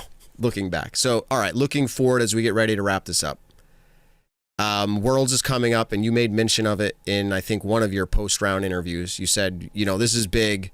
Worlds is like the next thing there. So I guess my first quick question is, have you even played the courses in Virginia? Are you aware of them? Do you feel like you have a good chance there? Never even seen them. Okay. I haven't even watched much coverage of them. Okay. I probably should. I've been told New London, the wooded course for the Worlds, is it's wooded, but there's like pretty big fairways in the woods, which I really enjoy. It's pretty similar to Tampere we played this weekend, and like WR Jackson, I feel like. It's not like, apparently it's not too tight off the tee. It's kind of just like the hole gets tighter as you go down. And then the golf club course looks pretty open and pretty similar to courses I succeed at, like, you know, the Portland Open and stuff like that. And so you know, basing off what I've been told, obviously, you know, I think I can compete at any course, no matter what. If my game feels on, I think I'm, you know, one of the best players in the world. So, you know, I just got to hope my game feels really good for that weekend. Obviously, it's kind of a coin toss. Hopefully your game feels good for those big weekends. Yeah, I mean, I'm just looking forward to seeing it. I think hopefully I'll get some good practice in, get some good game playing, and that way, even if I don't play my best, I can still probably shoot pretty solid. Yeah, and to your point, playing good on almost any course, you had never played these courses before. It's first time out here, and you did great. In fact, I want to ask that question for 2025 Worlds. Do you feel like your play is going to be repeatable? You feel like you're excited to come back? You're like, well, if I don't get it this year, maybe I'll get it next year because I already know how to play these courses. Like, do you have any thoughts looking ahead with excitement to 2025? Yeah, I feel really good about next year's Worlds. Awesome. I think these courses fit my game really well. And I just love being here, and that's going to make you play better. Okay. And then my last question, unless there's a closing one Josh wants to take after this. Josh, do you have another one after?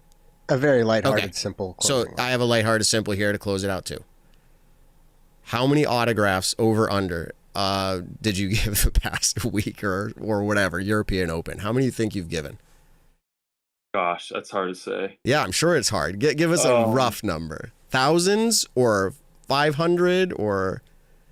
I was thinking about this. So, well, after I won the tournament, I used to have me sign like a second 25 discs that they're going to probably, I don't know, sell or something. And just that second 25 took a while. Now, it seemed like I signed, I mean, every day, the last 2 days, I took about like 45 minutes to sign discs. Wow.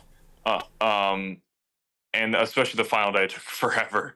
I mean, I signed a lot of Frisbees. I don't think it was in the thousands, but it was it was in the higher hundreds, I feel like. Yeah, and that's a lot. That is a lot. It takes a lot of time. It doesn't seem like that many if you just say the number, but if you think about it, like writing each autograph, it's a lot. And then all the small talk in between. Right. Luckily, the Europeans don't talk as much, so it's a little easier. But, you know, I enjoyed all the fans. I appreciate the support. That's awesome. All right, Josh, throw it to you to close it out.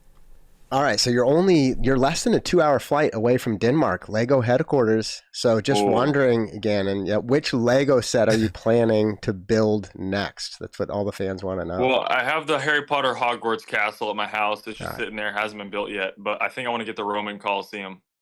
All right, awesome. I think it's like 9,000 pieces. It's pretty cool.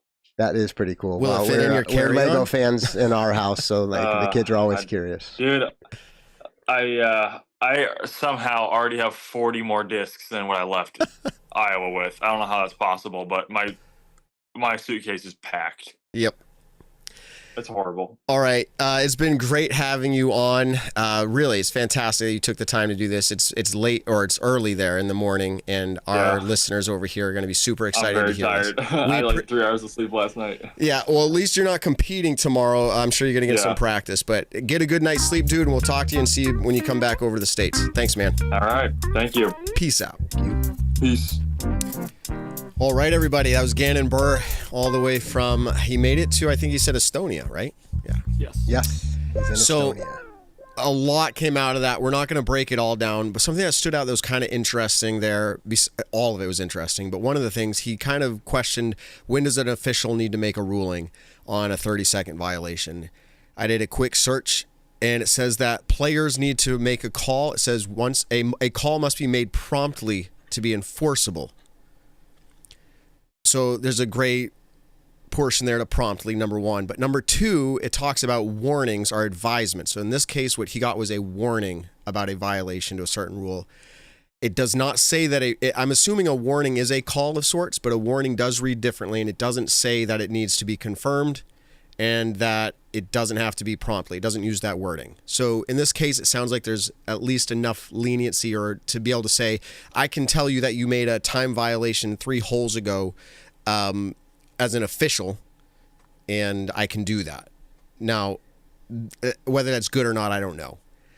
And then finally, an official's call does not need to be confirmed to be enforced. So in this scenario, if the official said that, it sounds to me like they have more, they can do what they want when they want. But there you go. I was just like, we don't need to belabor the point. I think actually the interview, Gannon's perspective stands on its own. But just as a fan, I said this during the interview. Can you all imagine? I was like, I was getting nervous to be like, what, like, are they going to call him on hole 18? Can you imagine?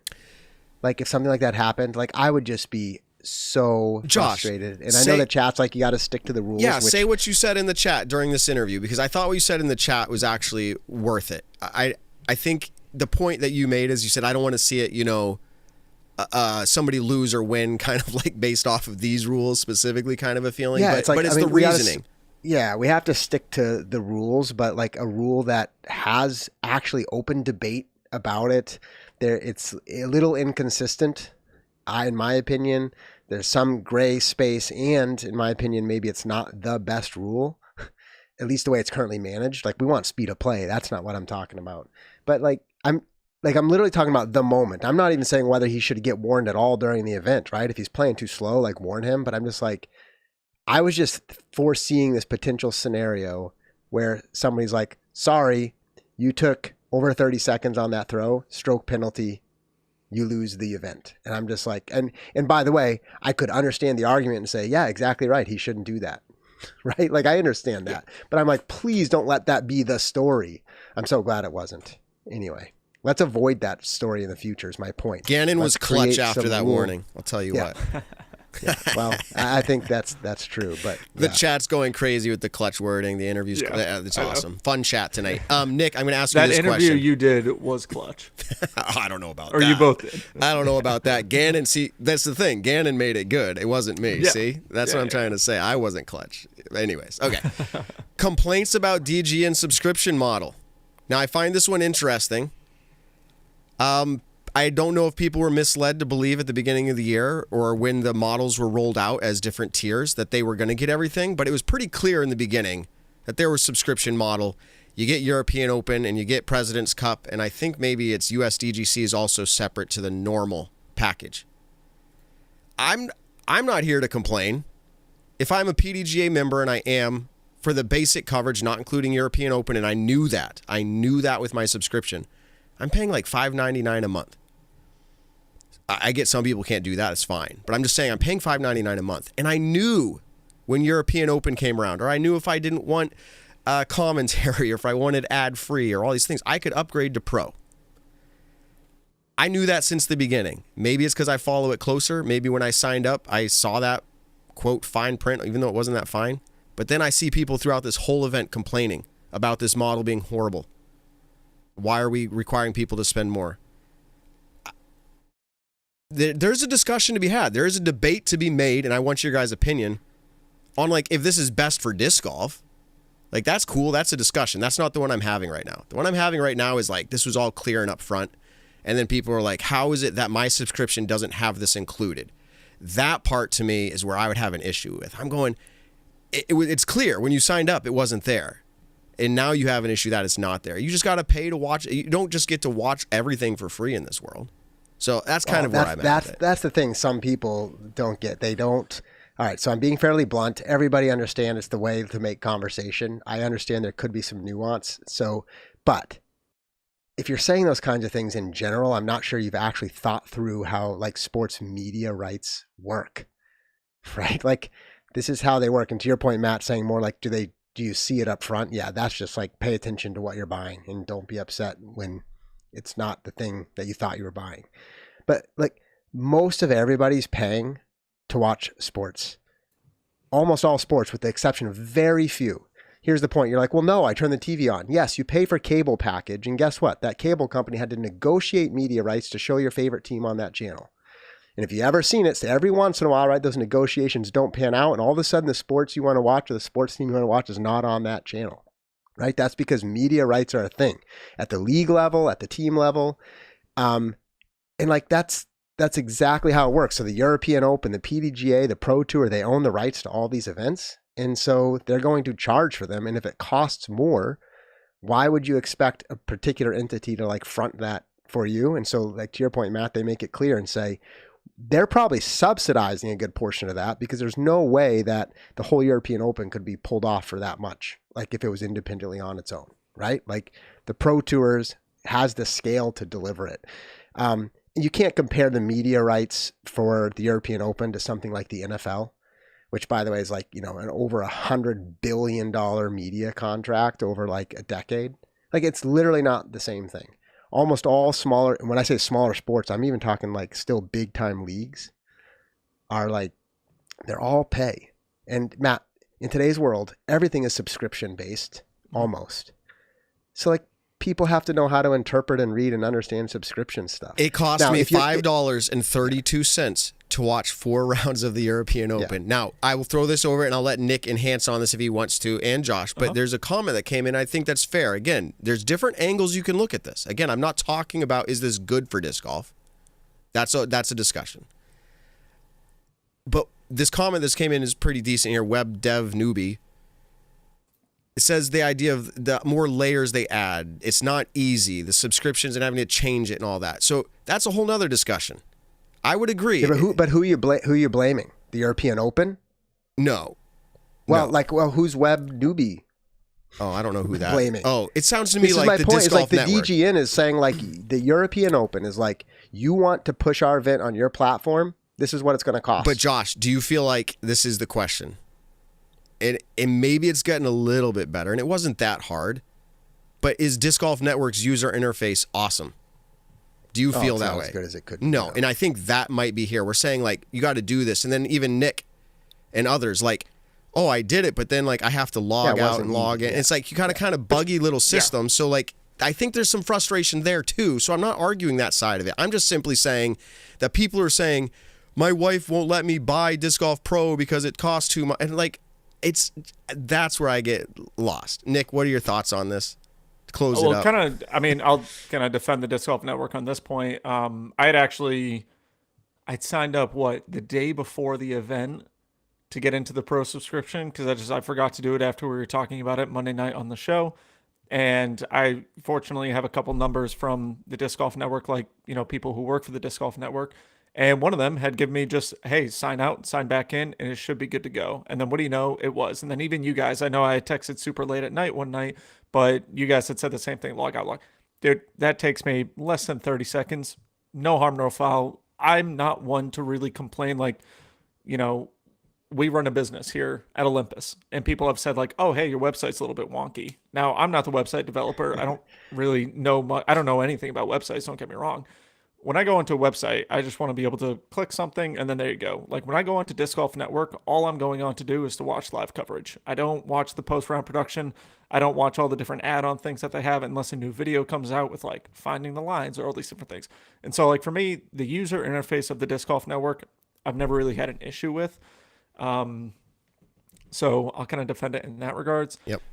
I had something else to say, and now I've kind of thrown myself. While you think about it, Matt, I would just say, without going through a whole list, I remember it is okay. Well, it is annoying to have to like upgrade, but my point is, this is not unique to disc golf. Just so people like think about it. Like every other like sport nowadays, it's like, oh, you want to watch that second tier of games in this soccer league? Got to sign on to the website and like pay that package. And by the way, maybe it's annoying, but my point is, it's not like Disc Golf Network is like finding some creative way to like rip us off. What were we gonna say, Nick? Yeah, and this is great too. Go ahead, Nick. This past weekend, there was a PDGA major, there was a PGA major, and there was also a PDC major, which is the Professional Darts Corporation. Okay. And so there was 3 massive events going on. My buddy signs up for DAZN, I think it's DAZN, DAZN, to watch the darts. And then if you want to watch the PGA tournament, that one you have to subscribe to ESPN Plus or whoever to watch the golf major. And then for disc golf, you have to watch under DGN for this event, under the pro subscription of it, which I would have to assume is probably cheaper than majority of the other subscription services out there. Now, you might not get as much, don't get me wrong, I understand that aspect of it, but we're still at a place where like disc golf is really growing. We are seeing more spectators at most events like this one in specific, and I think there are reasons for that. you can take a golf tournament like the Masters, where I can download the Masters app and I can watch the greatest golf tournament of the year free. But at the same time, when you look at it, the tickets to go to the Masters are insanely expensive. And then the pro shop itself at the Masters makes over $1 million a day. Just the pro shop in and of itself makes over $1 million a day. So we're comparing, in a sense, apples to oranges and where we are at with our sport compared to other sports. Now, for me personally, like, you know, you can do the whole, if you're a PDGA member, you get a discount on it. If you're not, I mean, realistically, it's $20 a month. All right. For 2 months out of the year, you have to pay $40 instead of $24.99 or whatever it is. Like, for me personally, I'm in a spot in my life for DGN, it doesn't cost that. No, like if you're signing up for DGN Pro for the 2 majors, European Open and USDGC, right? I'm telling you, I spent for DGN Pro this month like $10. Okay, I thought it was $12 if you're a PDGA member. Is it only $10? Well, maybe it's $5.99 and $5. Yeah, it's probably closer to 12. But my point is, like, that's for the whole month. Of it, but like, if you're not a PDGA member, I think it's $20. Okay, it's double. So, yes. So let's say you spend $40 to watch 2 of the biggest tournaments that our sport has to offer. Personally speaking, I'm okay with it. Yeah, and right, and it's like, it's not, nobody's faulting anybody who says they don't want to pay for it. But what you kind of, maybe what I'm faulting is those who why are we having act like they act like they have the right to like see it, and they're frustrated. And it's like, well, again, that's actually a fine opinion. Like, I'm not even faulting you for having that, but it's just like, make sure you're at least thinking of the big picture and compare apples to apples and understand, like, it's a business model. And in this case, it's not just DGN. I definitely agree with the comments about the user interface improvement. Like, there's so many things. Everything. Like, I get it. Yeah, like, I get it. But it's not as ridiculous as it sounds. But I'm the player, or the fan, I should say, and not everybody's here. Everyone's different. That's why there's this talk about it. That's fair. I'm the person, the fan, who would pay $6 or $12 to watch somebody stream it on Facebook if that was the only option, with their phone in hand following the lead card. And we didn't have to pay back in the day. Facebook was live streaming back in the day before DGN or anything else, and Avery would walk around literally following a card with his phone streaming. And I was like watching the whole round that way. I probably would have paid for that. To close this topic up so we don't stick on it too long, I thought this was interesting. EA Sports, you've probably seen this, the whole college football game, what is it called? NCAA Football 25. Yeah, 25, yep. Listen to this. This is like a bonus level. They released it early, 3 days early. If you would spend $30 more, $30 to get the game 3 days early. Now, I know we're talking totally apples and oranges to Nick Point, but they ended up making $50 million profit just to let people play it 3 days early. Like, there are what we'll call benefits, right? You pay a little extra, you get a little benefit. If you want to watch the European Open today, then you do that. I don't know if it's even rolling out public on Jomez. I don't think it is. Maybe it is. I don't know. I missed that one. All right, moving on from that, let's go ahead and jump into the game that we've made our own, called Pop, Drop, Lock. Let's roll out the picks. Let's see how we did, and let's have some fun. And we'll still have another topic or two to wrap out with. Oh, let me flip my hat around. Hooligan Disc presents this episode, this segment, Pop, Drop, Lock. Hooligan Disc has been shipping out prizes to every single winner. We've contacted all the winners. If you're one of the winners and you haven't been contacted, double check spam folder or whatever else. We contact you, get your shipping address, they ship it out right away, and it's been awesome. We love their support for this segment. Let's go ahead and see here if I can put up the points, and I'm going to try to remember the best I can. Here we go. This isn't too hard, actually. Evan, this week's picks, the European Open, minus 29 points. Minus 29. He said he's free game to be ripped on. I think it was due to his Ezra Aderhold pick.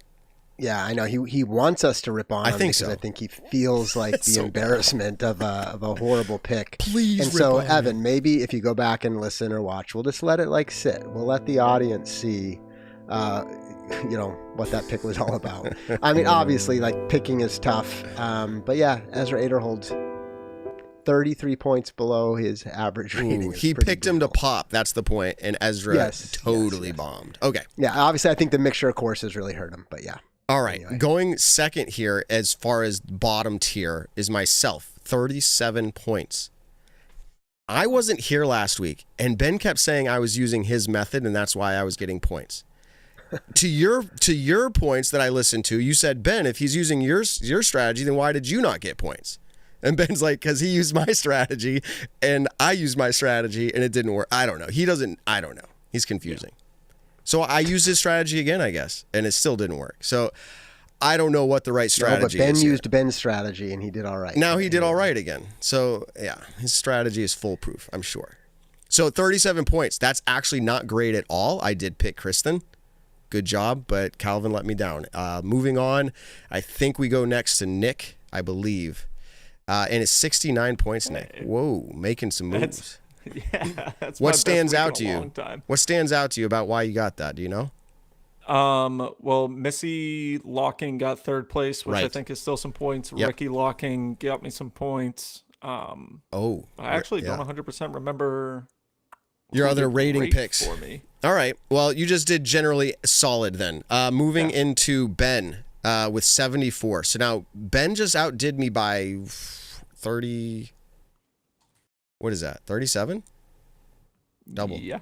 My math, I'm like, well, that's double, and I mean, double what I have. He was buoyed by, I mean, he picked Kristen to win, and then to pop Amanda Lennartson, who got 32 points. He picked his strategy as foolproof. Points. We'll see what happens this week. Far. However, my strategy beat Ben. Yeah, true. All right, 78 points, Josh. This is the first week, maybe, that you've had the most? I don't. There may be one or two other times. But good job, anyway, 78. And Calvin had 0, and people laughed at me when I picked Simon to drop. I'm sorry, but gave me 23 points. Yeah. Tell me when he's done great at the European Open.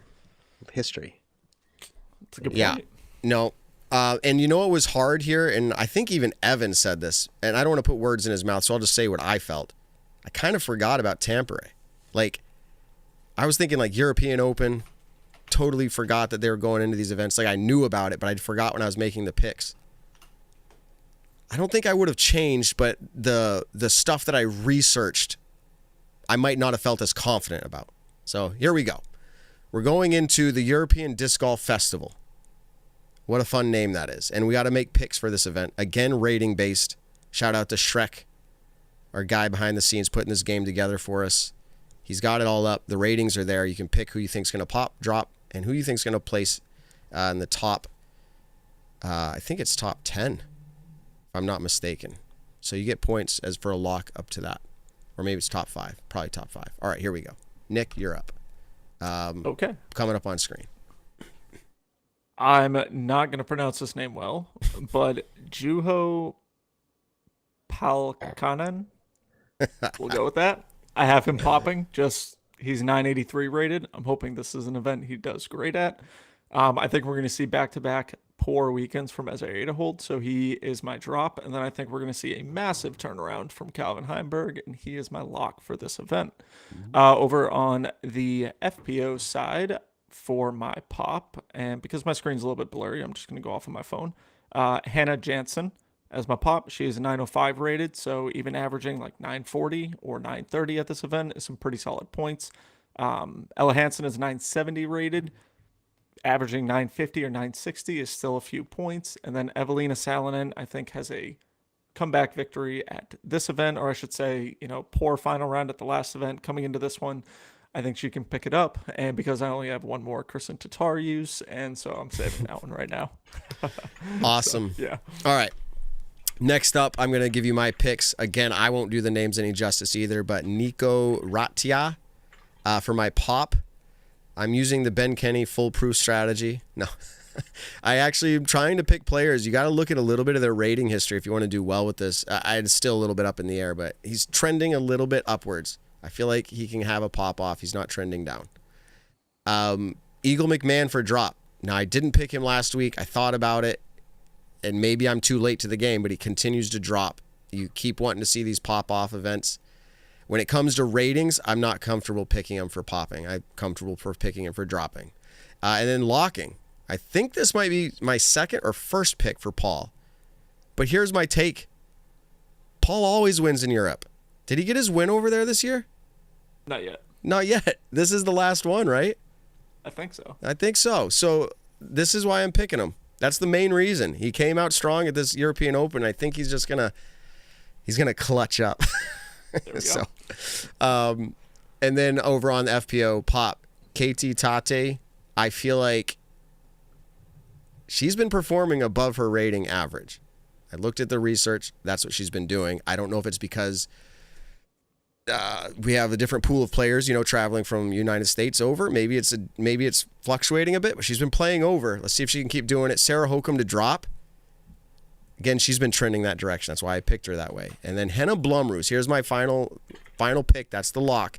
And if Ben's listening, I don't think she's going to win, but I had to have a pick that would place high. If she wins, I get the points, and you don't pay me. So it's a win-win for Ben. Well, I don't know. I'm getting points, unless he picked Henna. Imagine that. All right, here we go. We're going to go to Ben's picks.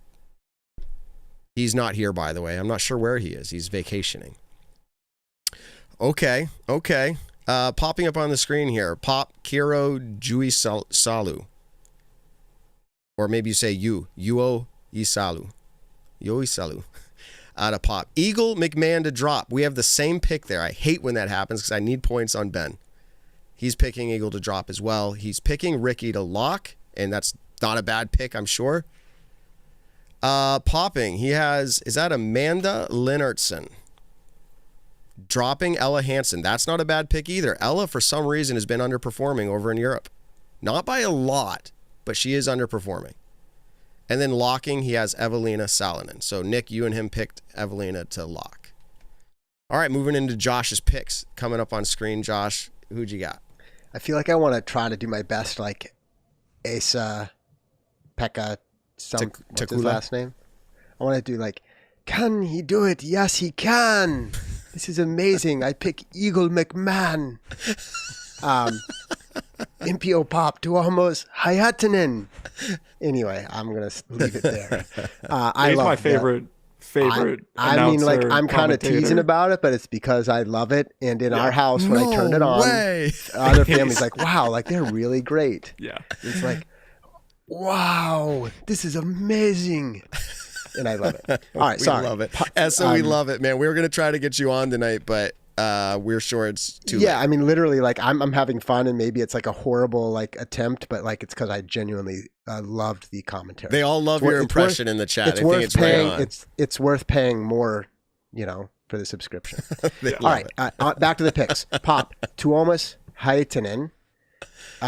Drop Eagle McMahon. So I'm consistent with a few of you here. Look at 3 of us so far. Oh, not good for Eagle. And then for a lock, Niklas, just saying he's going to bring it home. And then Pop KT Tati, so not the only one. All right. And drop Henna. No. So Matt, you've got the lock, but I've got the drop. Which can happen. It can happen because this is rating based. So she it could somehow get happen. second or In fact, third and still Evelina underperform. this past weekend got positive points, but she didn't play so well. She didn't lock. Okay, cool. Yeah. And then FPO, what I meant to say is Evelina got points for the drop pick and for the lock pick last week. Yeah. It happened. And then my FPO lock is Silva. I mean, like, she's been playing great, and coming in second at European Open is nothing to laugh at. So, and winning a lot. Yeah. All right. Up last, also not here tonight, on vacation as well, as my understanding. Evan's picks. Now, some of them are picked for him because his drops are my pops, so it's kind of a disadvantage for him. But his pop is Roland Kaur. His lock is Kyle Klein. Kyle Klein. That's a sleeper pick. It is. If he pulls it off, he knows it's epic. I don't know if that's going to happen, but that'd be clutch from Evan. What does he know that we don't? Okay. Pop. He also has Amanda Lennartson. So Ben and him pick the same player, and then he has a drop in KT Tati. So Josh, we both picked her to pop. Oh, that's why. Because that's because he's grabbing your. Like, wow, both of our pops. He picked his drops. Okay, and then finally, he still has every Kristen Tatar pick, or what?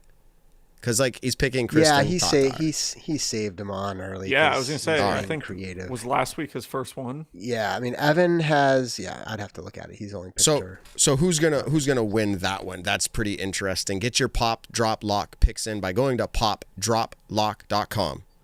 Make an account if you don't have one. It gives you a fun username. Play against the show. Win prizes if you're in first. We have ideas for next season. We're going to work this through with Dave Schreck. We're going to see if we can make them happen. We've got some ideas. Would it be fun? I'll just throw one out there. Would it be fun to be able to create your own league? You can have you and your 10 friends play in a specific group, play against each other. Maybe that'd be fun. And maybe we'll call that. Make your rules and stipulations. We'll call it kind of like what we did. We'll call it the Staggered Stance Pro. Yeah. People rip on us. Subscribe for it. Wait, honestly, we probably would. That's just how commerce is. If it costs us money to make it, you're gonna have to have subscription levels. Okay. Clutch. Yeah, and shout out to Bright Clutch Manatee 5701. He was the winner from this past week. So I don't know exactly how we are doing this, but reach out to us. No. And We already contacted him. Oh, okay, perfect. And when we did, he's like, I didn't even look yet. Awesome. Love the show. I'm a weekly listener. So shout out to Ryan. He's from Kentucky. Yeah, he pretty much nailed all of his picks, by the way. Yeah. Which is why I copied half of them for this week. You just follow along. Yeah. If you look, I'm not that far off. Well, now that our picks are submitted official, I'll tell you something that I noticed today. Because we're doing rating based, you can see a trend if you look over the last 2 or 3 European events, players who are underperforming based off of their rating. And I know I'm giving you like the Ben Foolproof thing now, but like I actually feel like there's this trend of meaning their rating currently is higher than how they're performing on average, like this month. And so till the update happens, which is when? It's the first Tuesdays of the month? Yeah. So like next month, it might not be, it might be more accurate, but you can kind of look and see the but players. then we'll be back to playing to We'll be average back to placement. placements. Exactly. That's why I'm saying it now. So you guys. I like that better. Yeah, me too. I actually do too. I think everyone probably I mean, does. both have been fun, but you got to think a little bit differently to Ben's point. Although still, the whole objective is just to pick the players who's going to play the best and worst. Like that is still the thing you're after, right? Yeah. They totally random, and somebody said something in the chat reminded me again. Back to the commentators. Did you all catch like his explanation of like the 4 people sticking their head around the corner of a door peeking out, and then like you don't even see Kyle Klein there because he's the 5th one on the floor peeking his head around. Like I loved like some of his like that's funny. Pretty hysterical. He's hilarious. Good stuff. Really and, quick. and by the way, on FPO too, like quality between him and Juliana, like just like I mean, and DGN. I don't know if we talked about it on the show. DGN has recently sent out a subscriber survey. So it may be closed or close to closing, but did you see they were asking for everybody to rank all the commentators? Yeah. Oh. So I mean, obviously they can use that for whatever they want. Remember our Maybe- fandom maybe survey to pay friend, bonuses Jesse or Weiss. to. Yep. Yeah, but it's interesting because like DGN themselves is actually literally having you be like they had all the commentators in there, and you can say like you like them, you hate them, which is pretty interesting to go straight to the source. See what Believe they me, do the with that. people who like the PDGA, the Disc Golf Network, Disc Golf Pro Tour, they hear the feedback, they see the feedback, and they see all these things that are going on, and so they do try to improve year in and year out. Now there are some things like, believe me, one of the things that I wish we could do right now on PDGA Live is star a player. I wish that was something that was like as not as simple as it is, because I don't know exactly how to create code like that. Yeah. But that's something that I think would be improved. Now, I'm assuming probably by year's end or by 2025, that will be a feature that is on there. But it's not enough for me to complain and be like, oh my gosh, what the heck is going on here with this company? They just need to make it, I think, and now I'm jumping ahead as if I'm trying to solve a problem. I think you would have to log in, so that way it would keep it tracked for your app. But anyways, yeah, maybe. Yeah. you have to do really that quick, to track score for your events anyway. Yeah. So I don't remember if we talked about this, but President's Cup was also something that was part of the, disc golf, or excuse me, the European Open is the President's Cup. Team USA did win it, and in what I would say is a dominant fashion once again. But I think that was also one of those things that was under, you had to be subscribed to the pro subscription for the Disc Golf Network. And I think that was, it's something that's enjoyable. You get to see some match play. You get to see some single stroke play. I do wish they would change up the format a little bit. And I also wish that like the Ryder Cup, I think goes from America over to Europe, and it changes locations every year. I do wish that was actually something that was also in 2024, it was hosted right before the European Open. Maybe in 2025, it's hosted right before Champions Cup. We do have an American major that does constantly right now move around. So maybe it could be one of those, maybe before the World Championships, who knows? Because, it's the World Championships. But I do think that would be fun to add into it. But But I do like the difference. Like, I wish we had more of a legitimate match play tournament. I wish we also had a bring your own partner major doubles tournament between the top pros in the world. Like, I think it'd be really, really cool to see Isaac Robinson and Nevzat Robinson pair up as doubles partners and going against some of the other best players in the world. Or a manufacturer's cup. That's been something we've been talking about for 5 years. Yeah. I know. It's going to happen one day. We'll have to put it up. A tiki course tournament or something. No, they've done the in the off season. They've done the celebrity pro-am. That's pretty fun. Yeah. Yep. So random question, just to marinate on, like, and this is a genuine question. It's not like implying an answer. Is we hear from like Gannon and we hear from many others about, Matt, you asked the question of like, what's the difference of like the feel of the scene? And often it's treated so professionally. That's what you always hear. Yeah, which so I agree with that comment. So here's like my question is, how come then when you compare like the strength of the field from Europe to the US crushes Europe every time? Now, is it because of like population density and like the amount of the pool you're pulling from? Like they always say the kids are into the sport, they're treated, they train off season, they do everything so serious, et cetera, et cetera. And then we go out, I say we, because I'm from the US, it's not us versus them, right? But like the US goes out and like crushes because the talent looks better at the top of the game. And I'm just like, so is that going to change? It is going to change. Maybe it's a matter of like eventually they're investing in it and it will change. That's why I'm saying it's a legitimate question. It's not accusatory. So my answer, I think there's a guy invested that way. I was just going to say I was at Junior Worlds. This is why I'm going to point it out. MJ12 from Estonia. Okay. He wins world championship this year. He's the 12 and under, or yes, 12 and under. My point is like there's good junior competitors that are going to be moving up, and I think we're going to see somewhat of a more balance in the years to come. And we're already seeing that, right? Wasn't this a record?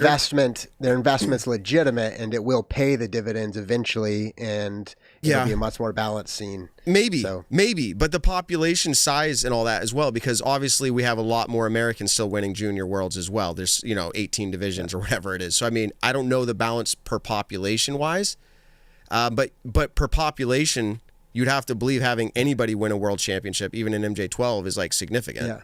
Yeah. So, I just think because in a vacuum, if you just said, well, that country takes it professionally from A to Z, right, you'd be like, well, then surely they must be like the best in the world, right? And you say, no, they're not. Anyway, I literally was just asking it as a thought-provoking, like, because they have some really good players also, right? I have kind of a quick answer on it from I think we have more of a head start on the American side of things. For the popularity and growth of the sport, I think we started out quicker. Now, on the fandom side of things, Europe is obviously doing things right. I mean, watching that event and just seeing the amount of people that are at the crowd is insanity. It's something that I can only ever dream to play in front of, and a lot of players that are living this life right now get to do that, and I think that's such an incredible feeling.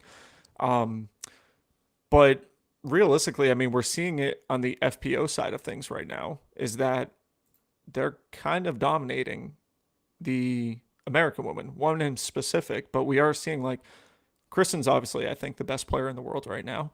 Evelina is one of the best backhand players in the world. Like when it comes to straight up throwing the disc, she's absolutely incredible at it. And she does have a great forehand. She's just not that great of a putter. And then, Henna, obviously, like both of them, maybe even all three of them, they throw a disc right now further than I do. And, I'm a decent player. I was 1,000 rated at one point. But like they throw a disc further than I do, and it's incredible to watch. That was one thing that I always struggle with in my game, but I think we're seeing that. And then like Gannon was saying earlier, how serious they take it in the off season.